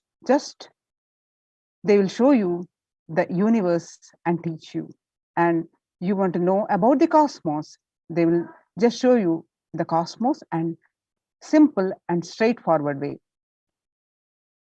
In Sanatana Hindu Dharma, we had at least 10,000 sampradayas, spiritual traditions, keeping this enlightenment science alive. Each Hindu sampradaya is a spiritual ecosystem created for keeping the enlightenment science alive. Every monastery, every adhinam, every mutt, every temple, every Veda Patashala, every Sarvajna Pita is a lineage or the sampradaya created to keep the ecosystem of spiritual enlightenment alive. Some may be Shakta. These are the various traditions. Some may be Shakta, some may be Yoga, some may be Vedanta, some may be Yoga, some may be Tantra, some may be Yoga Vedanta, or some may be Yoga Shaiva, some may be Vaidika Shaiva. All kinds of permutation and combination. Each temple, each mutt, each monastery, each adhinam, each Veda Patashala, each Sannyasa Sampradaya is a spiritual ecosystem created to keep the enlightenment science alive of that Sampradaya. So Hindu temples are not just worship altars or religious congregation place, or just memorial for certain legendary person or incident. Hindu temples are residence of God. That is why in Chidambaram, Nataraja is one of the Dikshitar, and in Srirangam, Ranganatha is one of the Bhaktar, and who is doing the puja himself. Understand, the temples are a residence of God in any traditions of across the world. There was a time in Hinduism we had 56 nations, independent nations, 200 states, 1,700 provinces, and 10,000 sampradayas. Almost 95% of them, population of those days, was Hindus. Slowly, the brutal terrorists invading life negative gangs enter, destroy the spiritual ecosystems, the enlightened ecosystems. In last 1,000 years, we did not have a single nation, we did not have a single state, we did not have a single province practicing Hinduism as a state religion legitimately. And in 10,000 sampradayas, without any doubt, I will say only 200 are left alive, struggling to be alive. And there are three unique things of Hinduism: ability to make the divine land and get rooted in the deity, that is called Prana Pratishta. Second, the incarnations landing, the ecosystem where the incarnations land, the enlightenment spiritual ecosystem where the incarnations happen. Third, the devotion to the feminine consciousness, that is the Devi worship. These are the unique to Hindu tradition. So Kailasa is a place where everything related to super consciousness is revived. All the sampradayas, all the spiritual ecosystems created for enlightenment will be revived and established in such a way it never gets lost again. They are there forever, serving the humanity. The enlightenment ecosystem, Adi Kailas. Like Adi Kailas, every monastery, temple is an ecosystem for keeping the enlightenment signs alive and flourish, which can automatically make people enlightened. It is like an enlightenment, automatic machinery. Anybody comes in, they just introduced, inspired, excited, energized, and make the power manifestator enlightened and start radiating, and they start speaking, spreading. Enlightenment become this source for energy and excitement. A person who can make the enlightenment as a source for energy and excitement for anyone is an incarnation.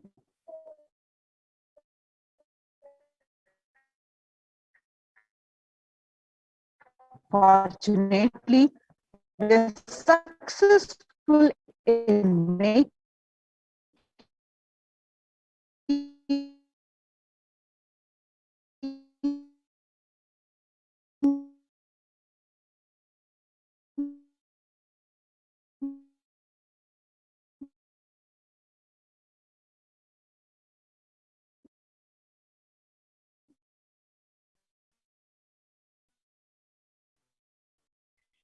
enlightenment as the source for energy and excitement to millions of people all over the world. Cosmic energy is available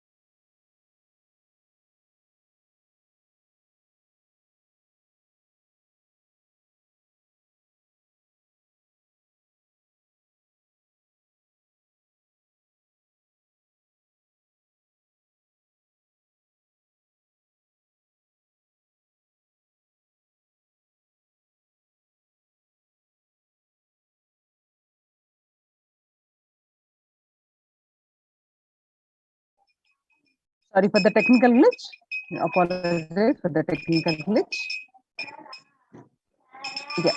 So just as a rich man leaves behind his wealth for the next generation, after he leaves the body, enlightened masters leave behind the huge energy that they bring with them in the form of temples.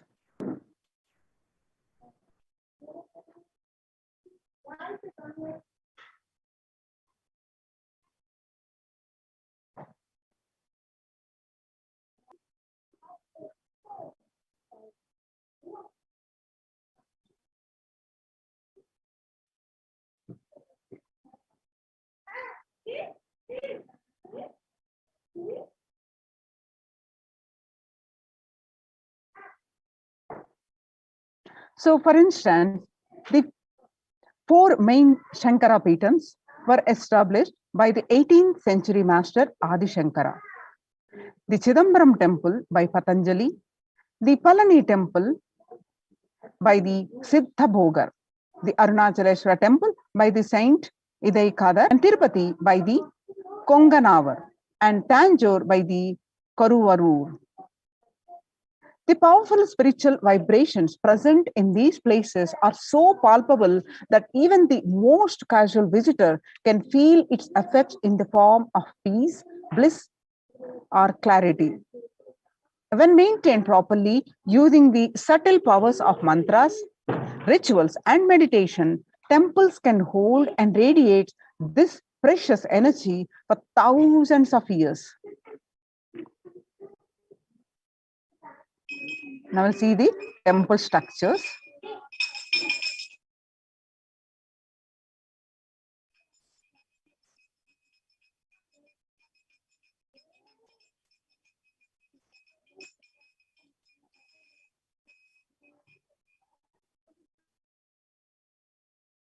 In Hinduism, temples are designed as energy centers, energized by the great enlightened masters to radiate the enlightened master's presence even when they leave their body.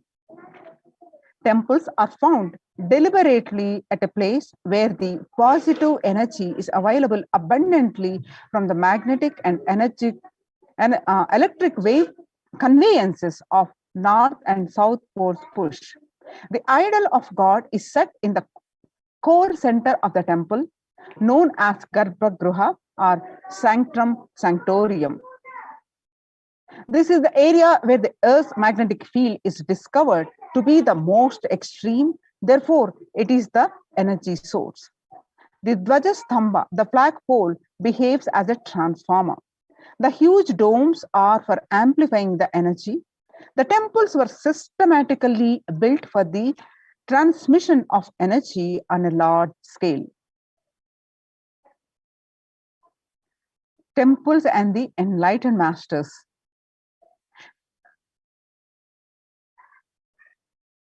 When a rich man dies, he leaves behind his wealth to his wife, daughters, and sons. When enlightened masters leave the body, they leave their wealth of energy, penance, and goodness to humanity at large. Temples are built on these energy fields left behind by them. Either the master themselves build these temples, or they are, when they are alive, or the people who build them after the masters leave the body. These temples are further sanctified through rituals that harness the divine cosmic energy. The famous temple at Kedarnath in the Himalayan range was built by the great master Adi Shankara. The Arunachaleshwara temple of Tiruvannamalai, South India, is ascribed to a great saint called Idaikadan. And these temples are divine masters to humanity. There are two types of people. The first type generate energy from their own system. They are like solar system. Wherever they are, they produce energy. They radiate energy. Whatever they do, they excel in it. Whatever they touch flourishes. They are the ones who nourish the world, and they are the enlightened masters. And the second type of people are those who have forgotten the art of producing energy from their inner source. These people may flourish, but maybe in one or two fields, and that too out of the superficial energy source called mind. Since their source is superficial, multidimensional flourishing remains a dream for them. These are the ordinary people from the world. The first category of people help the second category of people by giving energy a clear-cut technology to achieve. Now, what are the installing deities? As per the Vedics, there are two ways to install the energy in a deity. One is Agama Pratishta and the other is Prana Pratishta. In Agama Pratishta, energy installation is done by the second category of the people. It is done essentially through chanting of the mantras. This method will install only a few volts of energy. The energy intensity will be decided by nature of the mantras, the accuracy with which it is chanted, and above all, the psychological state of the person chanting them. In Prana Pratishta, the energy installation is done by the first category of people. It happens through a direct connection with the divine cosmic energy that nourishes the whole universe. The first category of people, who are the enlightened masters, are pure channels for the divine cosmic energy to flow through. They can choose what manifestation of the energy they wish to install.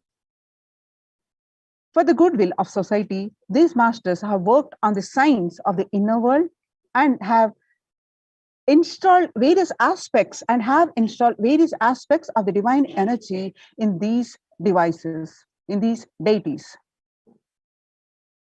Every historic temple has its own significance. Each deity has its own boon to offer depending on the type of energy installed in it. That is why, in order to conceive children, you go to a particular temple. In order to wed a suitable spouse, you go to a different temple. To defy planetary influences, you go to a different temple. For financial problems, you go to a different temple. So these benefits are nothing but the special energy packs. Temples are structures that replace an enlightened master's presence. Enlightened masters, by the sheer presence, heal people. They heal not just the physical level, but the being level. They keep the inspiration for spirituality alive. Their presence offers an ambience of sacredness. Temples are spaces created by masters to offer these same things that they offer. While consecrating the Nithyanandeshwara Paramashiva temple sanctum at the Bangalore Adinam, the Supreme Pontiff of Hinduism, Nithyananda Paramashivam, said, "An enlightened master is the cosmos in human form. The ultimate human form fit to perform a sanctum consecration." For an enlightened master, the energies of expression through any means never gets exhausted. For an ordinary human being, the grief emotion or the joy emotion exhausts when expressed through tears. The pitta, the fire element of the body, exhausts through anger. The lust energy exhausts through a sexual act. The power of speech exhausts in his very saliva the moment it is uttered. All these energies of expression become exhausted as he uses them. An enlightened master's energy of expression cannot be exhausted through any of these means, because he is existence, the inexhaustible source of energy in human form. Because masters do not need a body to execute their work. They can continue to do these things they do even after they have left their physical body. The sanctum created and energized by them will radiate the inexhaustible energy and nurture energy being that seeks it. Only a master who can function without the help of his body is capable of creating a true sanctum, one that will materialize things exactly the way he does it. So many of us wondering, if God is everywhere, why go to a temple? If you are wondering this kind of question, Ramakrishna Paramahamsa has a beautiful answer.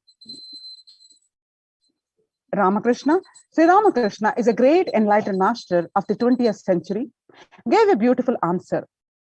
There is a milk all over the cow's body, but we cannot get it just by piercing it anywhere. Though the cosmic energy is available everywhere, we are not able to perceive it because it is extremely subtle. Cosmic energy is available in the most subtle form. An enlightened being or highly evolved soul knows the science of distilling this subtle energy into a gross form which we can perceive and absorb. Temples are engineered by the great rishis in such a way that cosmic energy becomes available to all as a source of healing and spiritual transformation. Then, if you are one of those who are wondering why so many temples in Hinduism, in India, about 90% of all tourist attractions are temples. There are lakhs of temples across length and breadth of India. And in places like Varanasi, for every person living there, there is a temple. But why so many temples? Whatever a civilization thinks as the highest experience, it builds structures related to that. If people in a country thinks football is the greatest experience, they build magnificent football stadiums all over. If people think education is the greatest experience, they build schools and colleges.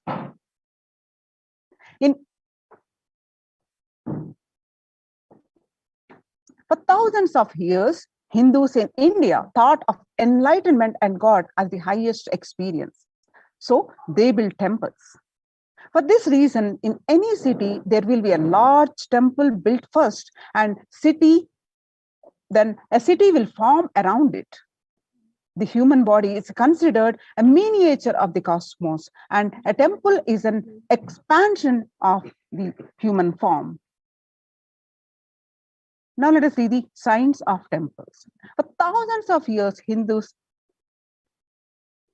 in India have thought of the enlightenment is the highest experience. So temples are created to replace an enlightened master's presence. Enlightened masters, when they leave their body, they wanted a space which can continuously inspire people, which can continuously heal, which can give them the experience of spirituality, which can give them a sacred feeling. In every tradition, creating a space for divine or creating a place in which people can relate with the divine has become part of their culture, part of their life. People have put aside any constraints of money and time to erect inspiring structures built on faith, science, and mastery, as well as throughout the passage of time. Some of these magnificent structures around the world have become museums and wonders, and some continue to be the sects of religious authority. Continue to attract the faithful of offering solace, energy, social interaction, and a framework for life itself. But for many, the science of temples built on thousands of years of research and development has been lost. The understanding has been lost through the physical structure are still standing. For some, they believe the experience is no longer there. By understanding the science of Indian temples, humans can experience the intelligence, power, and miracles that these structures were made from and for. So what does energy have to do with the temples? Many continue to attract the faithful, offering solace, interaction, and a framework for the life itself.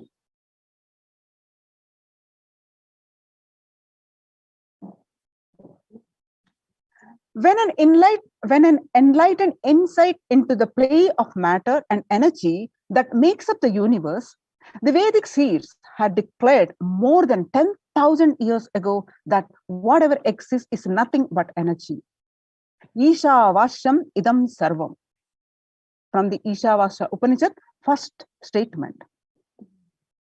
The last statement of science, E is equal to mc square, that whatever exists is energy, is the first statement of Upanishad. Whatever exists is energy. So the last statement of science is the first statement of Upanishads. Whatever exists is energy. In modern times, temples are truly the oxygen bars for the soul.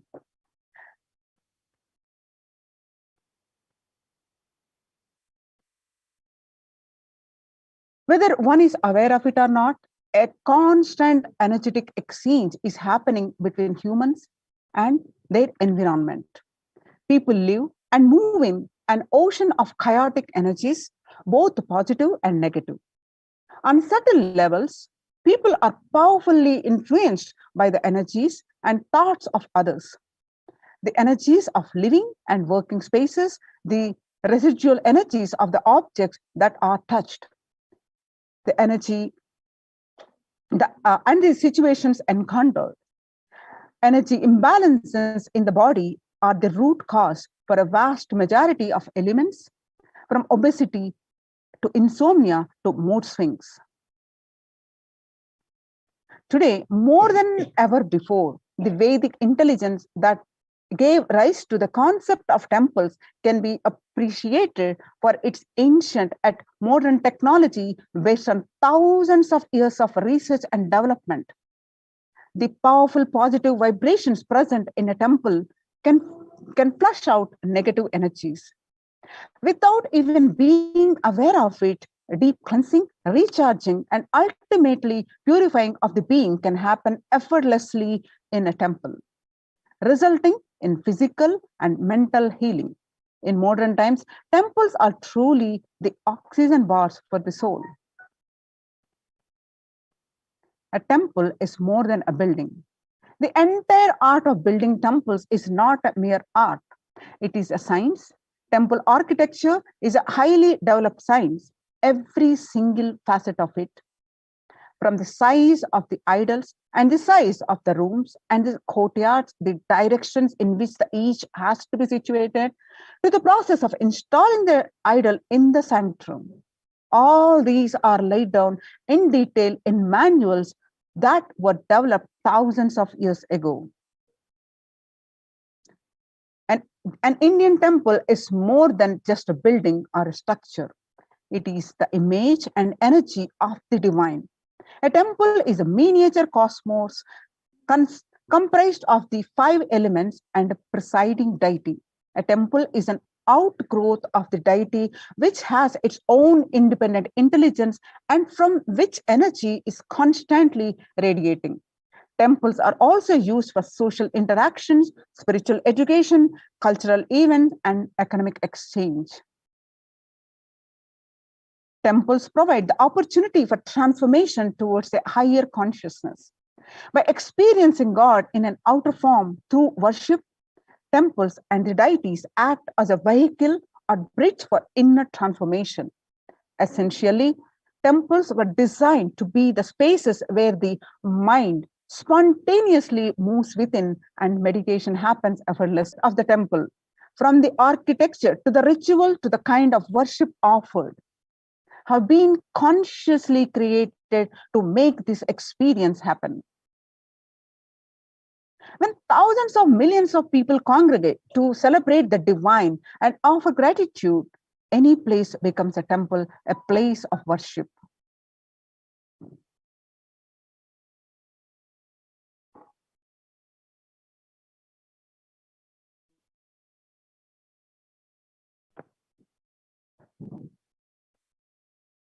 Now, let's watch the Supreme Pontiff of Hinduism speaks about the deities holding the energy when doing the prana pratishtha.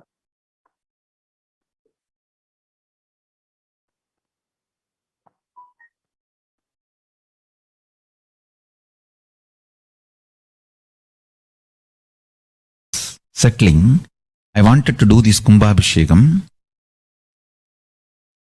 And then the Shivacharyas have advised us that only after the Uttrayanam, Uttrayana Punyakala means after the Uttrayana starts, we are having a good date, Uttamottama date for Kumbhabhishekam. So that's the reason we waited. And see, fundamentally deity intensely receives the energy like a lightning and holds it and manifests continuously for the whole humanity. You see, it's like if I have to talk to you in a normal social language, it's like a lightning holder. See, I can get into the Samadhi, one with Paramashiva, and bring the whole thing to planet Earth. But the deity should be able to hold it and manifest it, radiate it for the humanity. So that is the reason the beautiful, dense, most dense granite deity is made. The earlier, the Avudayar we made, too much of power manifestation, it has given crack in multiple places. I don't know how you guys will be able to believe. Maybe I'll tell them to show the video. Such dense granite cracks to pieces and so carefully maintained with so much of all the Abhishekam, Puja and everything. Crack is the last thing you can imagine in dense granite, but so many places that earlier Avudayar has had, and that's the reason we made the new deity with more dense granite now. More dense granite, the deity is done, so it can withstand the power manifestation and hold the power for quite a long time. Maybe at least next 12 years it can hold. And before that I'm planning for the different level of granite for Avudayar. I wanted to teleport from the other planets where the 100 times more dense than planet Earth's granite is available. And anyhow, all that I'll do it and then show, and instead of giving material for trolls, I'll give information after everything is achieved, after everything is done.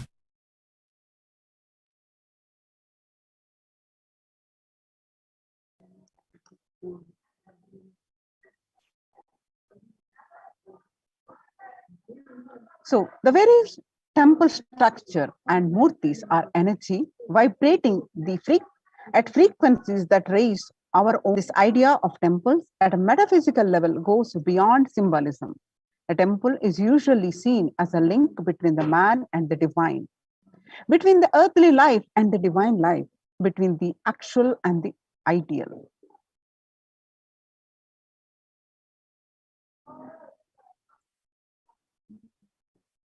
The temple, as a bridge between the earthly mundane and the divine, starts to narrow as the link or the bridge disappears and one actually experiences the energy or divinity within the temple structure and therefore within themselves. The temple, as a bridge between the earthly mundane and starts to narrow as the link or bridge disappears and one actually experiences the energy or a divinity within the temple structure and therefore within themselves.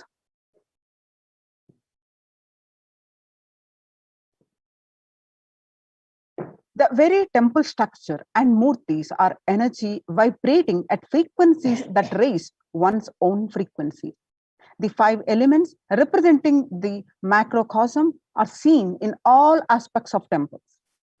In the construction, the worship, and the rituals. In the temple itself, the foundation of the temple represents the earth, that is Prithvi, the walls of the sanctum, water, the Apaha, and the tower over it, is the fire, that is Tejas. The final tire of the Vimana. Above it is the formless space, that is Akasha. The sanctum is thus a constellation of 5 elements that are basic building blocks of all existence. In physical form, the temple is conceived as the physical form of God. The Garbhagriha, the Garbha is in Sanskrit is for womb, and Griha means a room. So represent the head, and the Gopura, the tower, at the feet of the deity.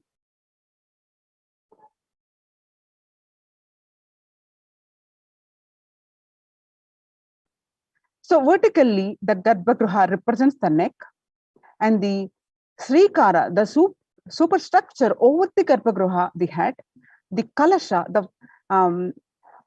the tuft of hair, the Shika. When a devotee enters the temple, they are virtually entering into an energetic mandala and participating in an energy field. Their progress through the outer halls or pavilions to reach the inner sanctum or Garbhagriha represent the phases of progress in one's journey towards the divine.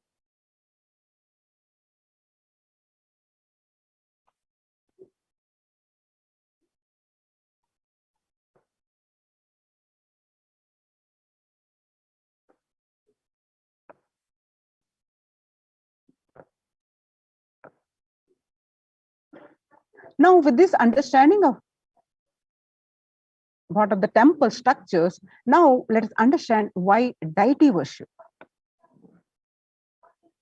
With the blessings of the Supreme Pontiff of Hinduism, in his own words, please understand, deities are not mere idols. They are embodiment of ideals. We do not worship the idols, but we worship the ideals represented through the idols. When the divine is present before him in a form that he can see, touch, and relate to, the transmutation becomes an easy and joyful process. Second, the deities in a real kshetra, where the high frequency vibrational energy is present for thousands of years. So, deities in a real kshetra are always carved of ancient masters and enlightened beings. So even though no longer invoked through the name or form they used while in the physical plane. So when we pray to the deity, a corresponding divine vibration is automatically awakened and becomes available on the energy plane to guide and bless us. The Supreme